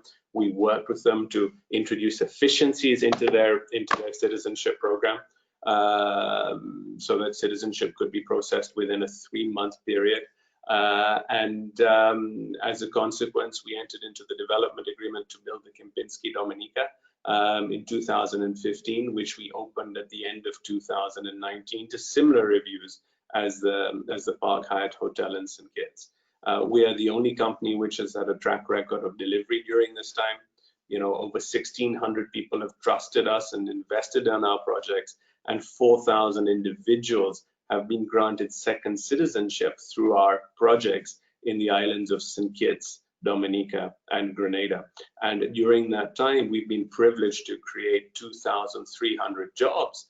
In fact, probably a couple hundred more now since that slide was produced. So it really is a win-win solution for the country. You obtain a beautiful asset, which you can see in your screen, which you're not able to fund in any, or investors are not able to fund in any other way. Because if you look at the debt markets in these islands, you know, banks don't have very large balance sheets. Their single obligor limits are probably close to $10 to $15 million. So in terms of the debt market, the local banks aren't able to support the development of the tourism economy. Sun and sand is really all that is available in these islands for industry to grow. So if the debt markets aren't able to support it, it's very unlikely an investor is going to come to these islands and write a $100 million check to build a beautiful asset. So the government has to look at more inventive ways to develop its tourism industry. And really that is where citizenship by investment has come in, because it really provides the incentive for foreign investors to look at these islands.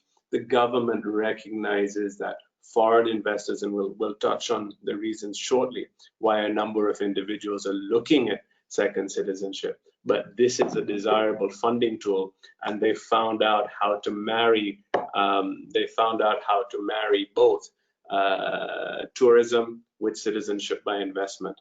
So a tremendous amount of jobs have been created, and it's provided an opportunity for foreign investors to obtain their second citizenship. Arwa, if you could fast forward a couple of slides, please, and then we can really go through why individuals are looking to obtain a second citizenship. So let's look at historically, one of the key reasons, or really the key reasons why, in one more slide, please. One of the key reasons why individuals have been looking to obtain a second citizenship, and traditionally that has been global mobility. The Caribbean enjoys diplomatic relations, very warm diplomatic relations with numerous trading blocs around the world, and its citizens have the ability to travel visa-free to the United Kingdom, Russia, Schengen. Grenadian citizens uniquely can travel to China as well, and 135 countries around the world. So, you know, for the past 5 to 6 years, that has really been a selling point for investors, particularly those around the Middle East. Now, I appreciate for the Indian national, that pitch probably doesn't hold much weight. And I came to India in 2013 when I started promoting St. Kitts, and I came to India in 2016 when I started promoting the island of Dominica. And you know, the feedback was, Mohammed, that's great, but we're not going to spend $250,000, even though we get the money back, or we're able to liquidate our investment after 5 years to someone else who wants a citizenship, to just benefit from visa travel. That doesn't do it for us. You know, maybe that works in China, that works in the Middle East, but the Indian investor was not really looking at that.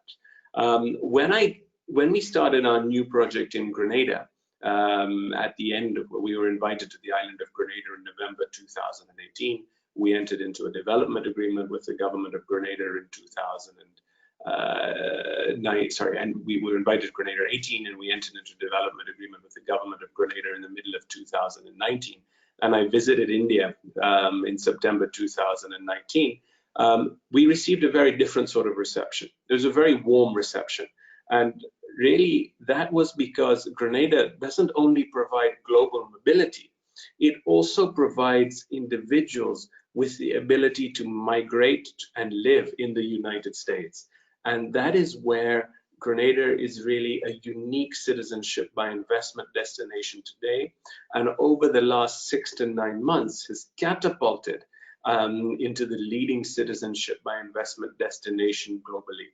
Now, another bit of history, and let's look why Grenada has this benefit and this special privilege for its citizens to live in the United States.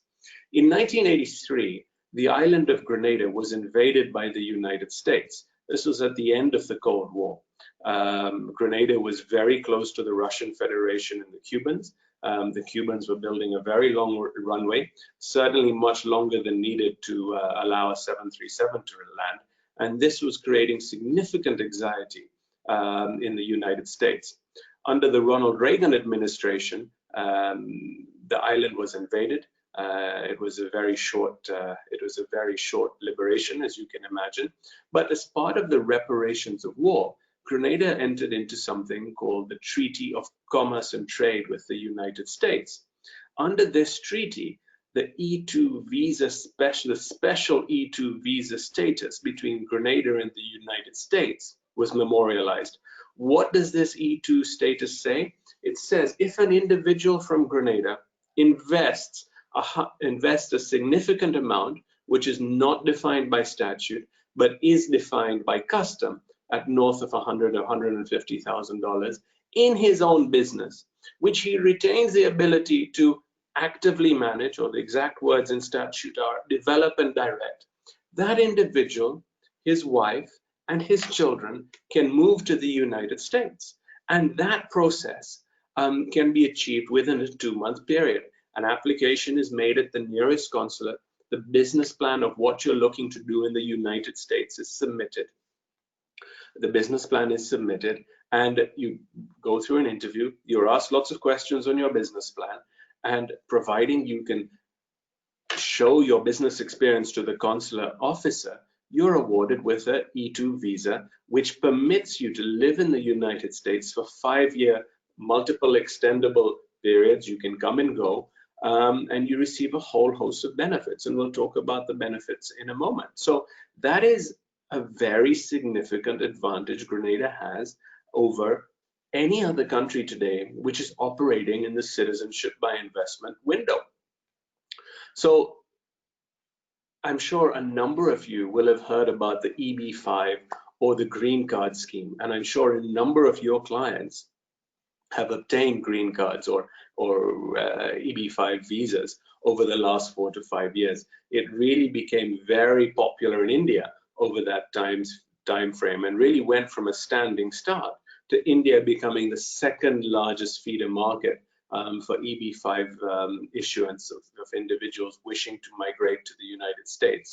So with that backdrop, I'm sure a lot of you also know that at the end of 2019, the EB-5 program underwent a series of regulatory challenges in that Congress and Mr. Trump almost quadrupled the price. So the price point of EB-5 went from 500,000 all the way up to 1.8 million. And yes, I recognize there's a number of circumstances where that amount is reduced to a minimum investment of 900,000.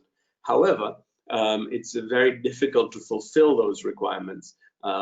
You have to really invest in something called a targeted employment area, and the ability to identify and invest successfully in a targeted employment area whilst maintaining capital security is something of a challenge, especially in today's day and age. So as a consequence of that, coupled with the fact that if you had applied for an EB5 visa in 2016, you probably would have got it within 2 to 3 years. Today, there's 70,000 people waiting globally for an EB5 visa.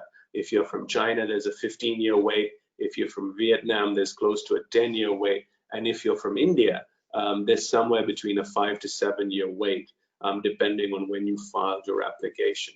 So for a number of individuals today, if the US is a strategy they're looking to pursue, the question arises, well, the EB5 has gone up for nearly 4 times in price. The waiting list is at an unacceptable level. And if we have to be in the United States because we wish to expand our business, if we wish to be near our family and relative, that doesn't really provide us with a workable option anymore.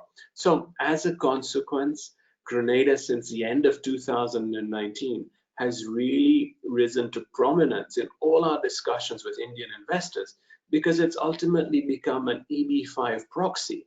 Not only with Grenada, the investment in the hotel at $220,000 is stipulated by the law, plus a $150,000 investment in your own business in the United States, which is under your own control.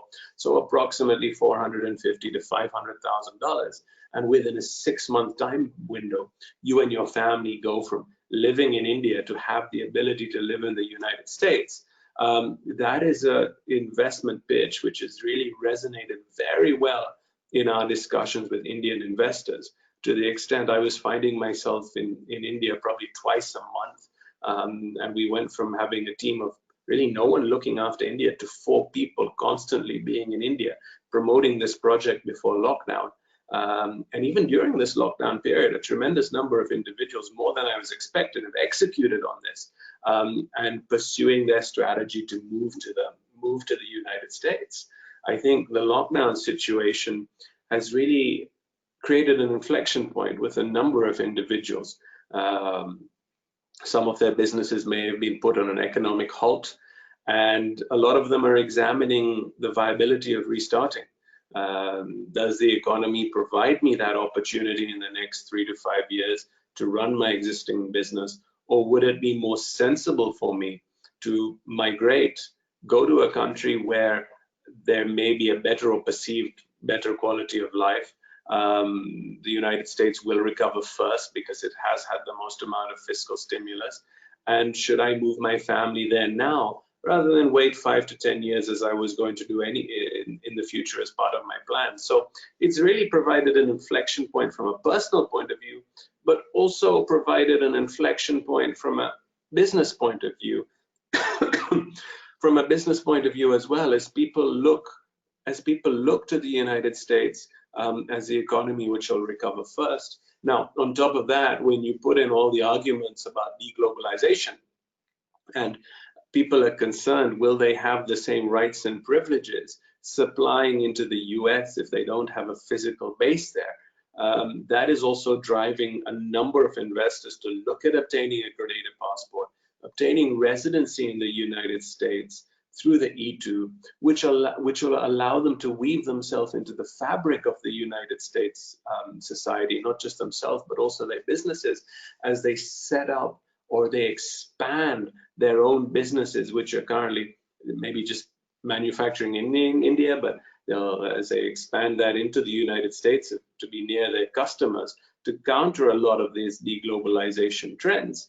The E2 provides them with a perfect solution to obtain that. So today, I've really seen in the last 3 months my business going from a global mobility.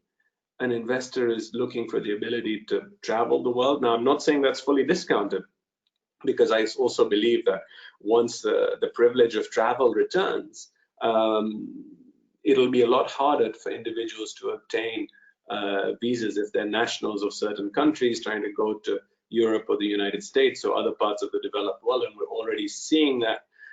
So I think that will also hold sway. But really, the discussion which I'm having with investors on a daily basis today is about global migration and how a Grenada E2 visa can assist with that global migration strategy. Now, I think one other point which should be very remiss for me to mention, especially as I'm sure a lot of you have a number of NRI clients, is that taxation has really been thrown into the forefront.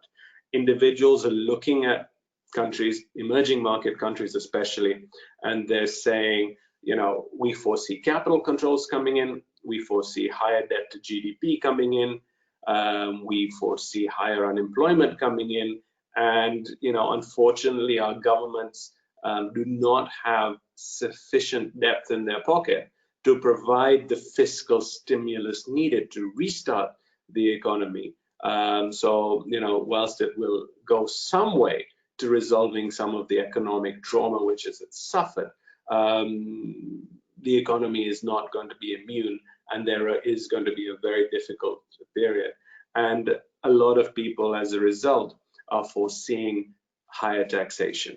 Now, obviously, if you're residing in India, you know, it is what it is. You have to pay your taxes. But imagine if you're a second-generation Indian in the UAE. Your ties to India are limited apart from your citizenship. You then question, does the citizenship of India still provide me with the comfort when you offset it against a potential tax burden which may come through citizenship-based taxation? And we've had a number of those discussions, especially since the budget, since February's budget, and especially since the onset of this COVID pandemic and people's negative outlook. What happened in February, as I'm sure all of you are aware, the finance minister issued a budget. It created significant anxiety amongst NRIs in the Gulf, who basically felt that, or interpreted the words, which said that if we're not paying tax in India, we're not paying tax in the UAE, would that deem us resident in India for tax purposes? I appreciate there were a number of clarificatory memos issued, and the terms of bona fide worker introduced into the legislation. However, individuals really no one's received a very strong opinion on what that word bona fide worker means. When I speak to individuals, the answer they give me, it's $2 million in litigation if an inquiry ever comes up as to how that term is defined. So as a consequence, we've had a number of high net worth NRIs come to us saying, you know, we're in this situation. As a consequence, we've made the Gulf our home. We'd like to surrender our Indian citizenship, take a Grenadian citizenship, obtain an overseas citizen of India card, because it provides us with the same rights and privileges as an Indian citizenship, apart from the ability to stand for political office and purchase new agricultural land. But there's some very smart lawyers who put structures into place to deal with the latter, and remove us totally from that risk, because for a cost of $200,000 investment plus some government fees of $80,000 for a family of 4 people, we're totally out of the equation of Indian tax, because the corollary of a citizenship-based taxation, which many people fear will come out of India, is an exit tax. So if you look at the United States today, I think it's one of only 4 or 5 countries around the world which has a citizenship-based tax. If you wish to give up your United States passport, they look at your estate, they look at your net worth, and they basically assess a tax on that, which I believe is close to 40%, before they permit you to relinquish your United States passport. So the corollary of any citizenship-based taxation legislation is always going to be an exit tax. So our advice to clients today is that if you are nervous about this, do this now, because at the end of the day, it'll be too late otherwise, and it'll be a very expensive lesson in hindsight to obtain if you wait a couple of years and these legislative changes come into place. And again, I'm not qualified as much as I'm sure many of you in the audience are here today, but you know, there's all sorts of discussions about inheritance tax coming or people looking at inheritance tax. And I've seen all sorts of structure papers being produced by some very smart tax advisors from India who built in Grenadian citizenship and Grenadian holding companies to potentially avoid the mitigation of this. I was in a panel on Thursday where this was actively discussed. So I think it's something which is important to keep at the background as we look at this investment opportunity. So I mean, I think that really summarizes what the main drivers today of why people are looking at a second citizenship. So it's gone from mobility, to migration, and it is also, as well as an option B, an insurance plan. You know, India has been fortunate. It hasn't seen significant unrest as a result of COVID. But let me wind you back to the beginning of my presentation where I said my business came out of the Arab Spring, which came out of the global financial crisis. I believe that the impact of COVID will be a lot more significant on the world's economy than the global financial crisis. You have economists projecting a 30 to 40% decline in Q2 GDP. I really hope those figures are overstated. But you will see a number of emerging and frontier markets if that happens, or if this continues much longer, really suffer from some form of social unrest. So not only does a potential emerging market country not provide an individual the opportunity to grow his business or restart his business after this COVID pandemic, maybe that country doesn't provide a secure home to his family as well. So the other discussions we're having with high net worth investors, and in particular some NRIs which are based in West Africa and South Africa as well today. I mean, you have to remember a month ago the president of South Africa published a letter in the leading newspaper, or the daily newspaper in his country, begging his citizens not to turn to crime. He recognized that there was a shortage of food, but begged patience. But if you're a high net worth investor and you have these tools at your ability, it really provides you with an option to move your family to the United States and continue your business whilst you can in your emerging market. And then if one day you wish to also migrate with them, that option, that insurance plan is also there. So, you know, those are the sort of discussions I'm having with investors at this moment in time. And it's interesting to see the mindset and the level of nervousness. Yes, people see that growth will return. And I think obviously everyone recognizes that crisis brings opportunity. But at the same time, you need a hedge against what could be a very nasty turn of events if that growth story doesn't materialize, as certain economists are thinking. All right, if we could just forward the slide, please. So let's really talk in detail about now how to obtain citizenship. So look, you've heard me mention a number of countries in this morning's presentation, where we started in St. Kitts, which was the first country in the world to come up with a citizenship by investment scheme. And just to also put in background, today there are 60 countries around the world which have second citizenship and or residency schemes. You know, in the European Union, you have Malta and Cyprus offering second citizenship with an investment after 12 months. You have residency from the UK, the United States, as we mentioned, and a whole host of other countries. But, you know, in terms of expediency, the Caribbean is the fastest. These passports can be obtained within a 3-month period after some due diligence. I would hate for people to come away from this presentation thinking it's a pay and play scheme. It's not. Obviously, there's a payment required, an investment required in the country. However, there is also a pretty extensive documentation process required, which obviously we're here to assist with. But the country needs to get to know you before it grants you the honor of citizenship. And it gets to know you through desktop due diligence, the relevant files are produced, the source of funds are evaluated, they're sent to third-party international due diligence companies, checks are carried out, and then you're awarded with second citizenship if you fulfill the criteria. And that's really important, because it's not only the value of the investment which you and your clients will be concerned about, it's also the value of that document. If that country lets in bad actors, and those bad actors are found with these documents, then that will create an erosion in value in the citizenship. And that's where we have a lot of comfort with the island of Grenada.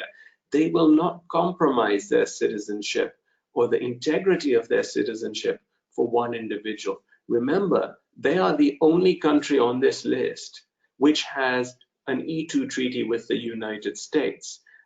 They're the only country on this list which has visa-free to China, and that is by no accident. Yes, they got the E2 visa with the United States through a time of strife. However, they maintained it because they were able to show the United States that yes, we have a citizenship program, but we're adopting international best practices. So if you look at this comparison chart, Grenada provides you with the widest visa-free travel: China, Russia, United Kingdom.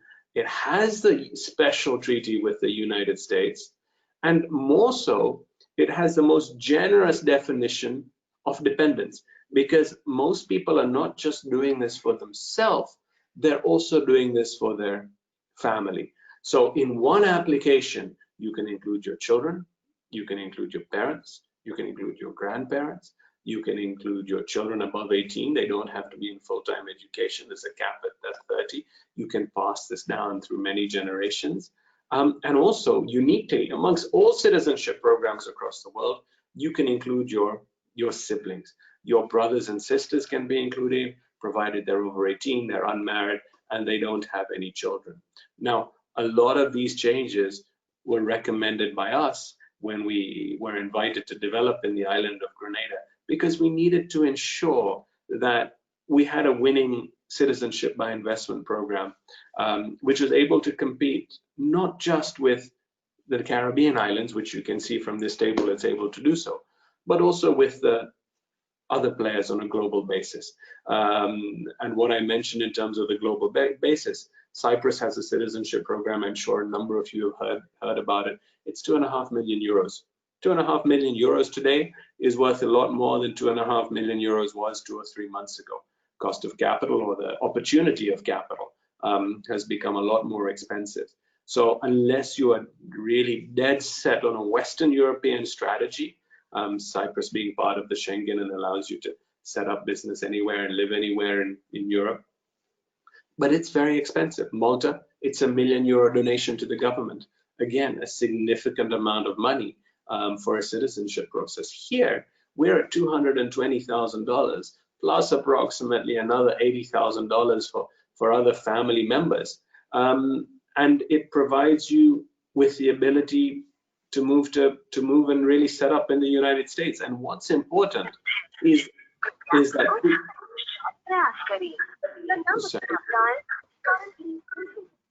hey, okay. So what's important is that $220,000 investment you make in an approved project in Grenada can be resold after 5 years to another individual who also wishes to benefit from second citizenship, whilst you maintain your second citizenship in perpetuity.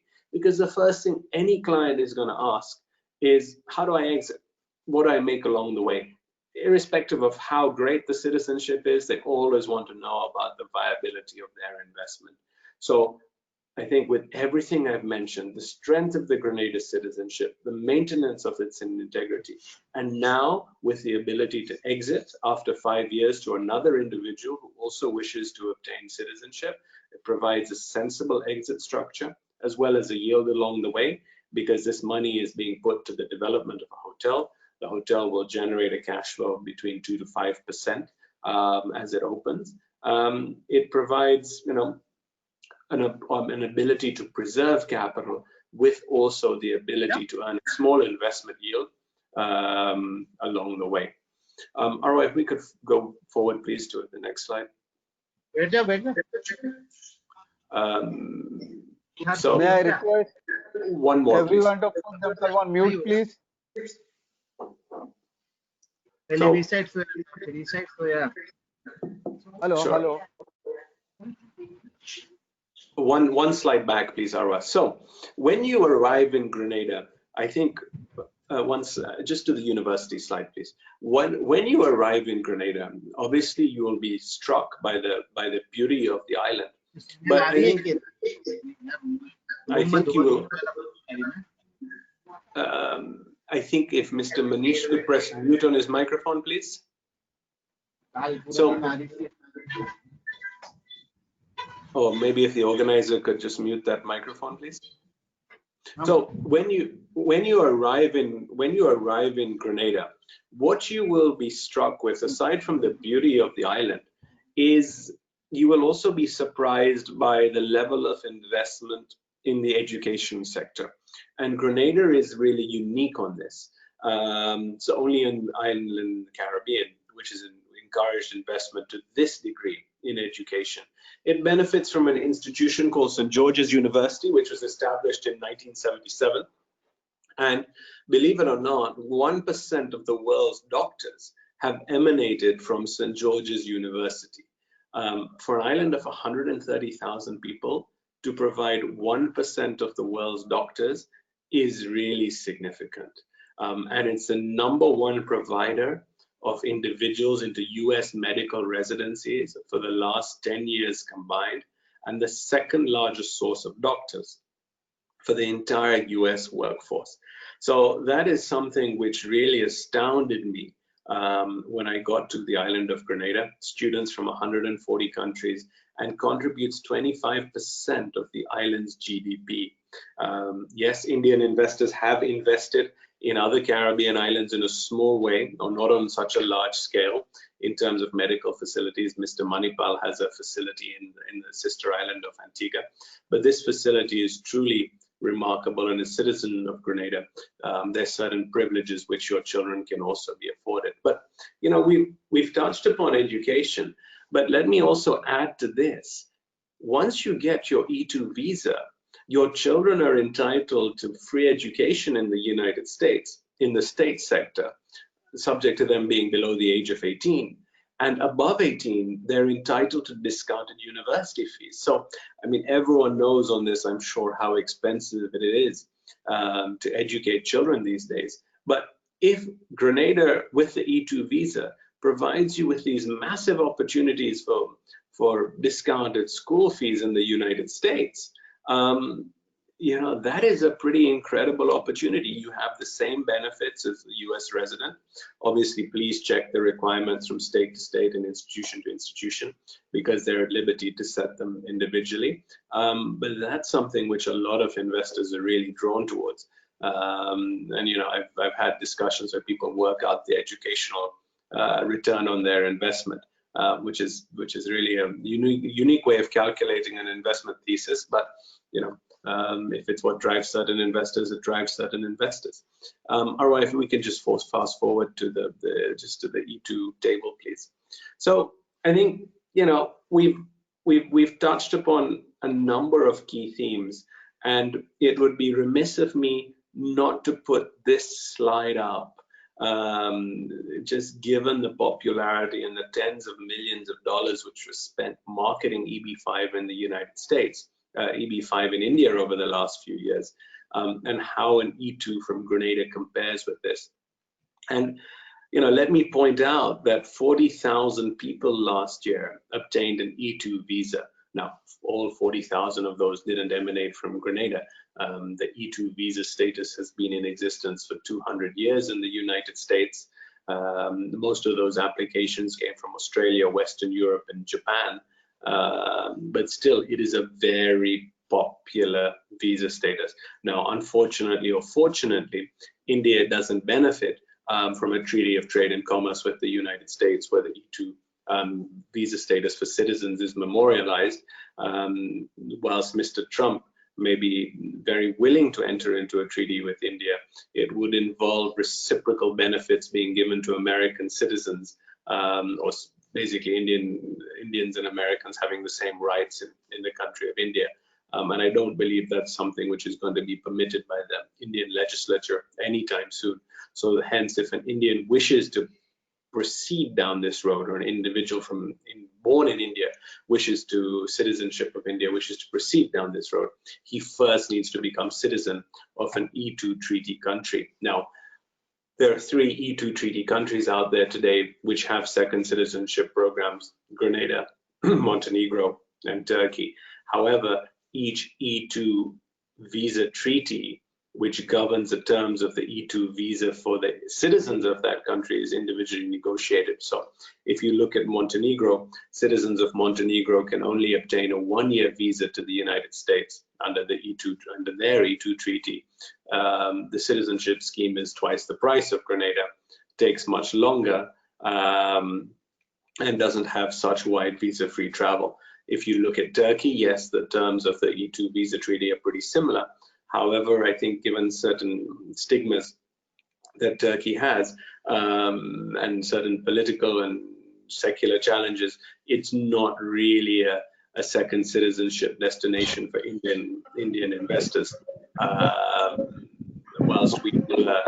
Whilst we all may love Istanbul as a holiday destination, in terms of being a citizen of, if I could just ask for Mr. Anand to mute his microphone.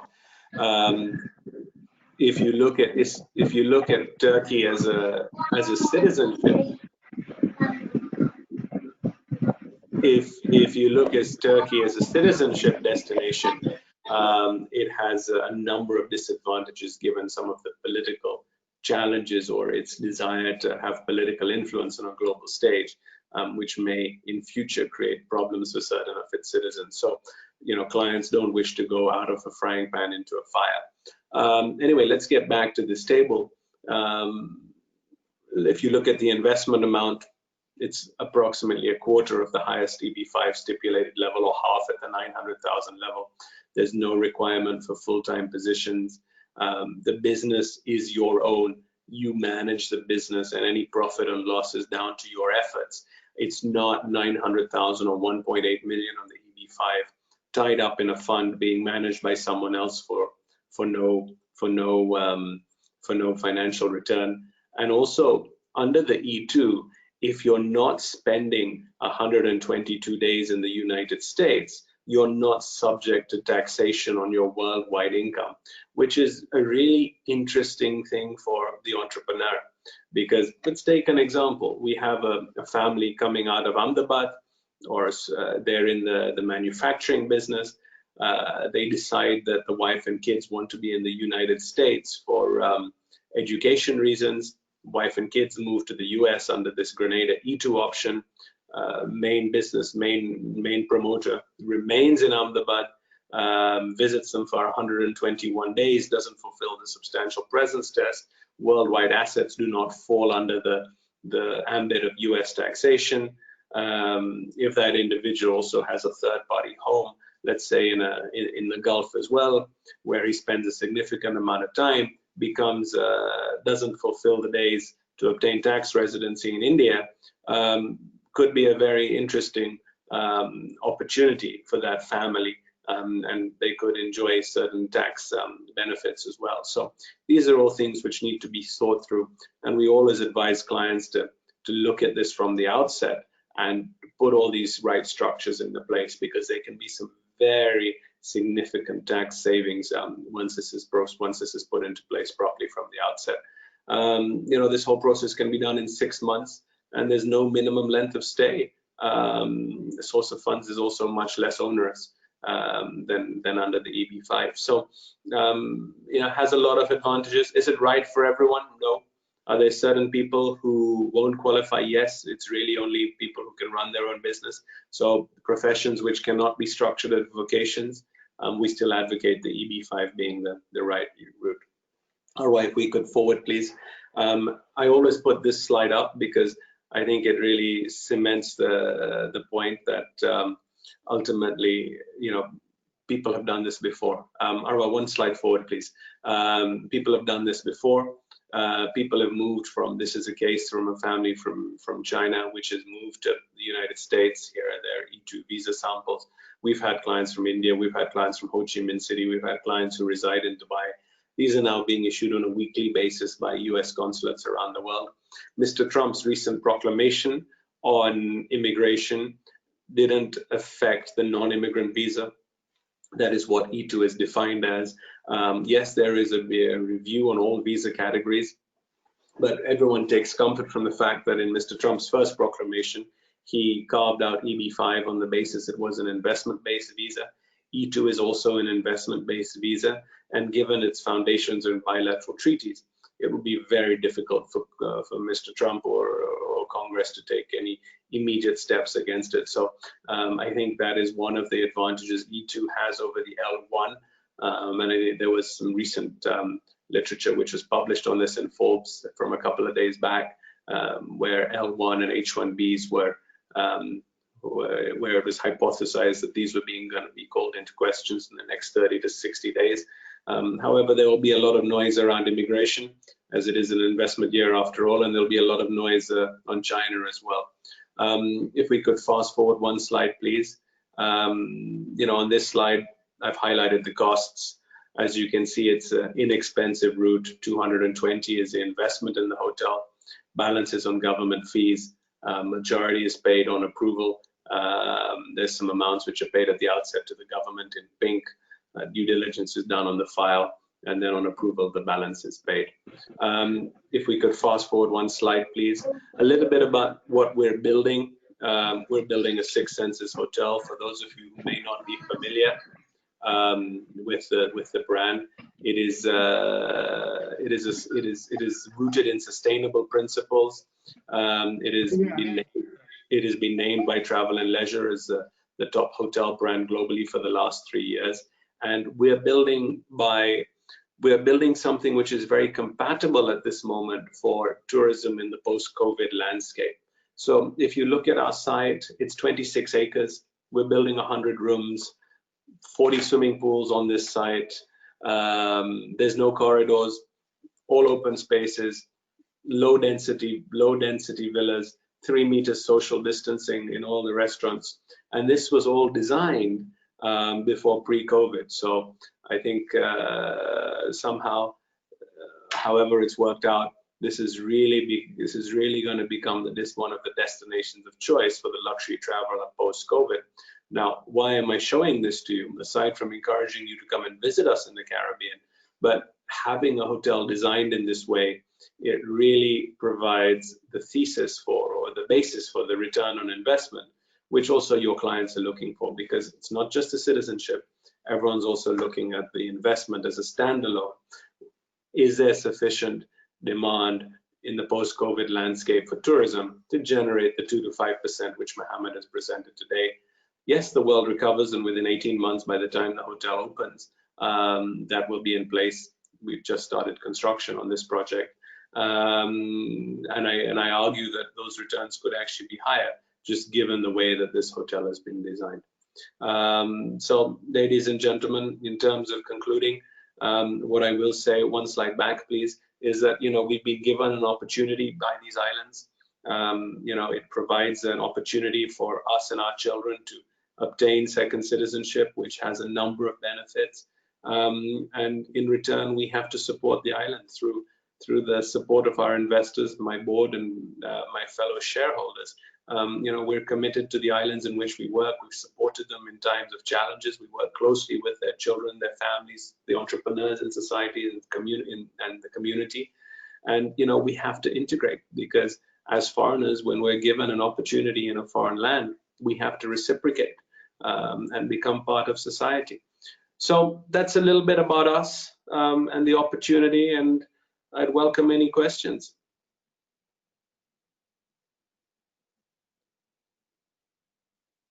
Thank you, Mohammed. I'll request Anand Bhai to please take up. Yeah. Mishra ji, any questions? I'm just checking that. Yes.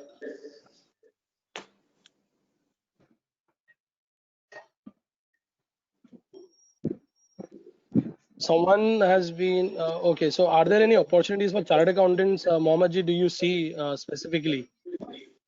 Sure. So look, my business relies on individuals who bring us high net worth clients. So, lawyers, wealth managers, chartered accountants, private bankers, we work very closely with them because they recommend clients once they understand their clients' needs on a global basis. So we'd be delighted to work with your members on a commercial basis if this is the right project for them.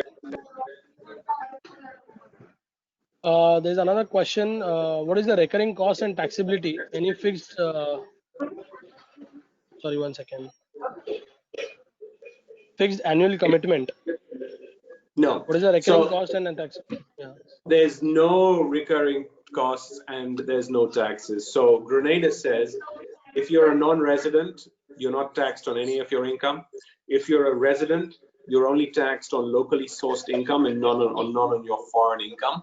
Residency is only achieved after 183 days of living in Grenada. And in terms of recurring costs, no, it's a one-off investment.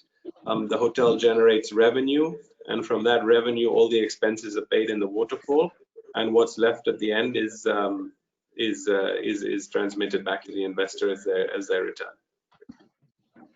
Amit Agarwal has a question. If a company invests in Grenada, can the directors of that company get citizenship? So look, the way it works is you need to invest in an approved project, and the government is very restrictive on who they give the concession to, who can raise capital under the citizenship by investment umbrella. They evaluate the project. It has to be significant. Promoters have to put in significant amount of equity. It has to be in a priority sector, and today the only sector which they recognize as priority sector is tourism. So an individual needs to invest $220,000. It's not something which is given to the directors of the company. So I have a St. Kitts passport, for instance. I had to invest $220,000 or whatever the minimum threshold was at the time, pay the government fees, and run through the process irrespective of my investment in the relevant island. Mayur Parmar has some questions. You are having a hotel and restaurant business there. What was your business growth strategy pre-COVID 19? What could be your business strategy now post COVID 19? Because tourism will definitely get a hit. And any change that can be that you have made in the strategic decisions.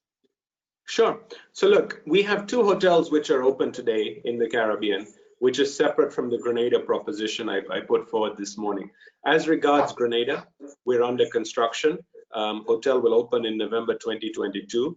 And given even the most pessimistic of analysts' forecasts, tourism will have recovered by then to its pre-COVID levels.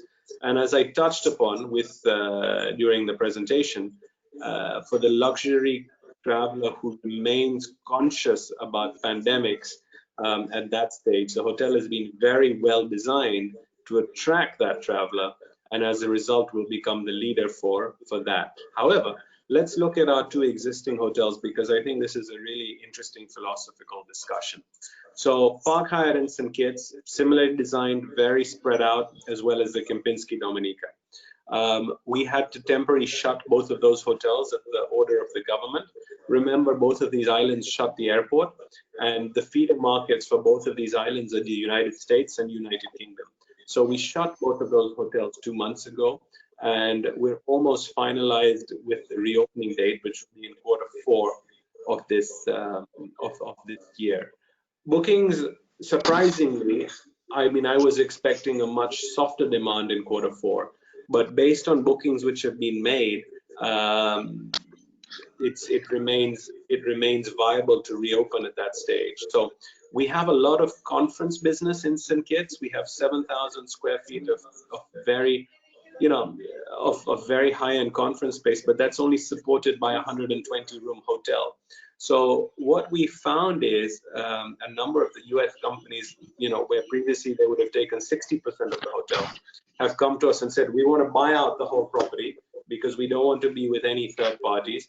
You've convinced us as Hyatt that you have viable operating procedures for the post-COVID area. We want to buy out the whole hotel so our executives are not mingling with any third parties, maintaining a 60% occupancy level. And again, because we have the large grounds, we're able to achieve that. Sit down meals, and the lunchtime meal has been replaced when it comes to the whole conference thing with stand up. Buffets have been removed. There's been some pretty stringent cleaning policies and procedures and hygiene policies and procedures which have been put in. So, do I expect leisure? Do I expect the same rates of occupancy as last year? Definitely not. However, with some sensible cost reductions, are we able to achieve sufficient numbers to facilitate reopening in Q4? I think the answer to that is yes. But again, as with any business in this time, you can't project revenue. All we can manage is cost control. So we made what were considered difficult decisions, but now deemed to be right decisions early, to ensure the sustainability of those assets. Right. Sanjay Goel has a question. Is the money invested as a share in a company, or investor can directly buy a property in his name? So it's invested. So if you look at the development, it's set up as a real estate investment trust structure. Okay. Investors acquire a trust certificate, and all the money is pooled, and together they own the asset. Got it. So there's one question, Arwa. I think there's some background noise from your end. If you can go on mute. Arwa, can you hear me? Muted. All right, thank you. Can a medical student take dual citizenship of Grenada, and whether this can help the student get post-graduation admission in USA? So absolutely right. So if you look at St. George's University, it's a fantastic medical school, super highly ranked, and has really got a very long pedigree. So citizens of Grenada have certain financial benefits there, which obviously depend year to year, based on their admission. With regards to their admission to the United States, that would be under one of the specialist visa categories, because the E2 visa caps out at the age of 21, so you can't be a dependent anymore.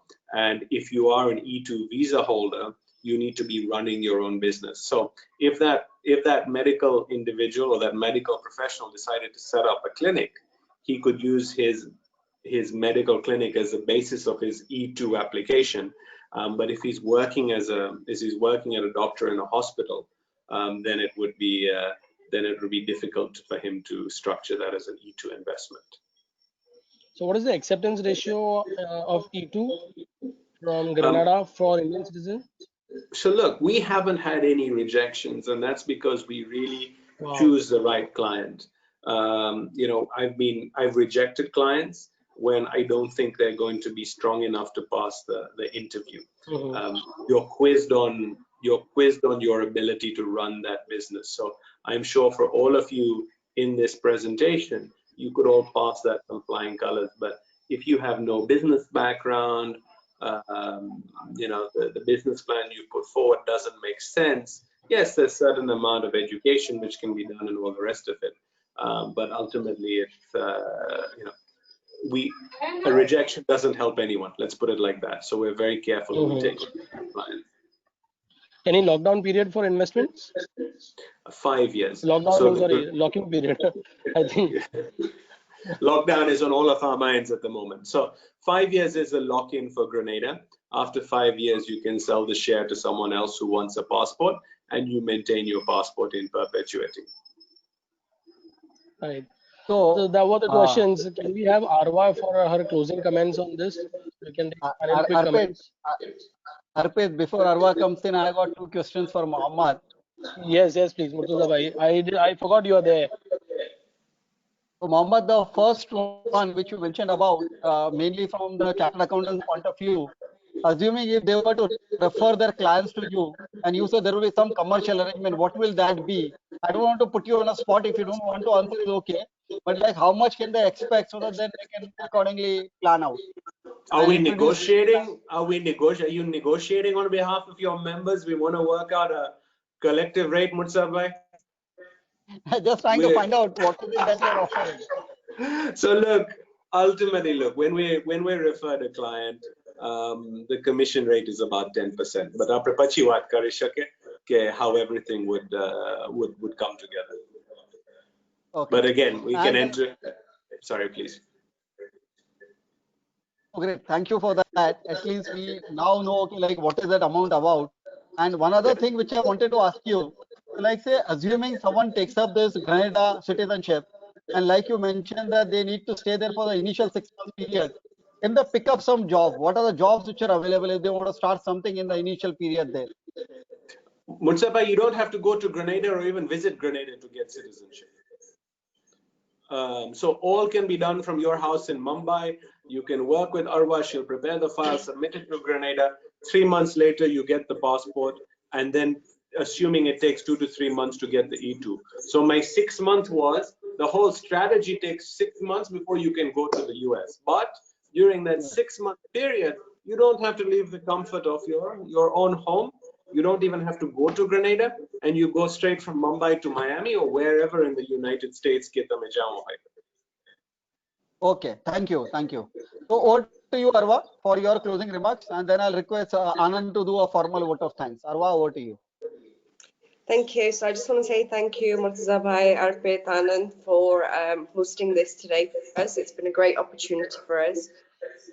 We work with many CAs already because, you know, you guys are professionals and you're kind of the first point of contact for clients. I think when they make such a decision to either migrate or look for a second citizenship, the first person they discuss with is yourselves as their trusted advisors. So, you know, I think all the chartered accountants are in a great space in terms of this opportunity for second citizenship, because the clients will discuss it with yourself first before they make any drastic decisions.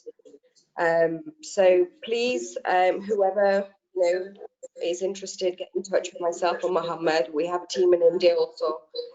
We're located in Dubai. Our website available, and I think Murtaza, you will share the presentation with the members. So if anybody has any questions, please feel free to come directly back to us. Sure. So thank you.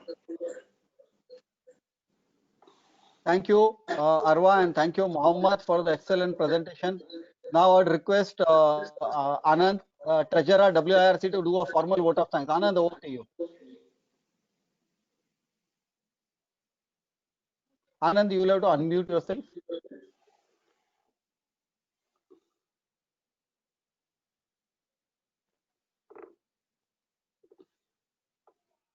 Anand.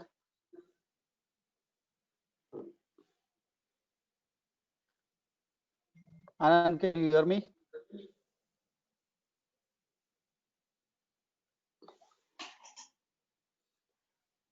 Okay. So I think Anand is facing some problem.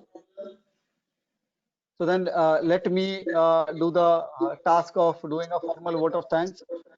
Extremely grateful, Mohammed, for taking us through in detail about like the Grenada. We could now see this complete island in front of us, the whole process, the investment, and what are the opportunities that we have, and also the comparison as compared to the other islands. I think it came out quite well, and we really thank you for an excellent session.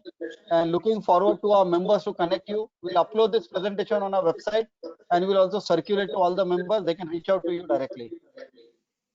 Thank you. We really appreciate the invitation and opportunity. So thank you, Murtazabai. Thank you to Chairman Saab and Mr. Secretary and everyone for their time. Great. Thanks a lot. And thanks to all the participants for joining in. And a lot more action is happening. We've got a program on 3rd, 4th, and 5th again. We'll be sending out bulk mails to all the members. Thank you.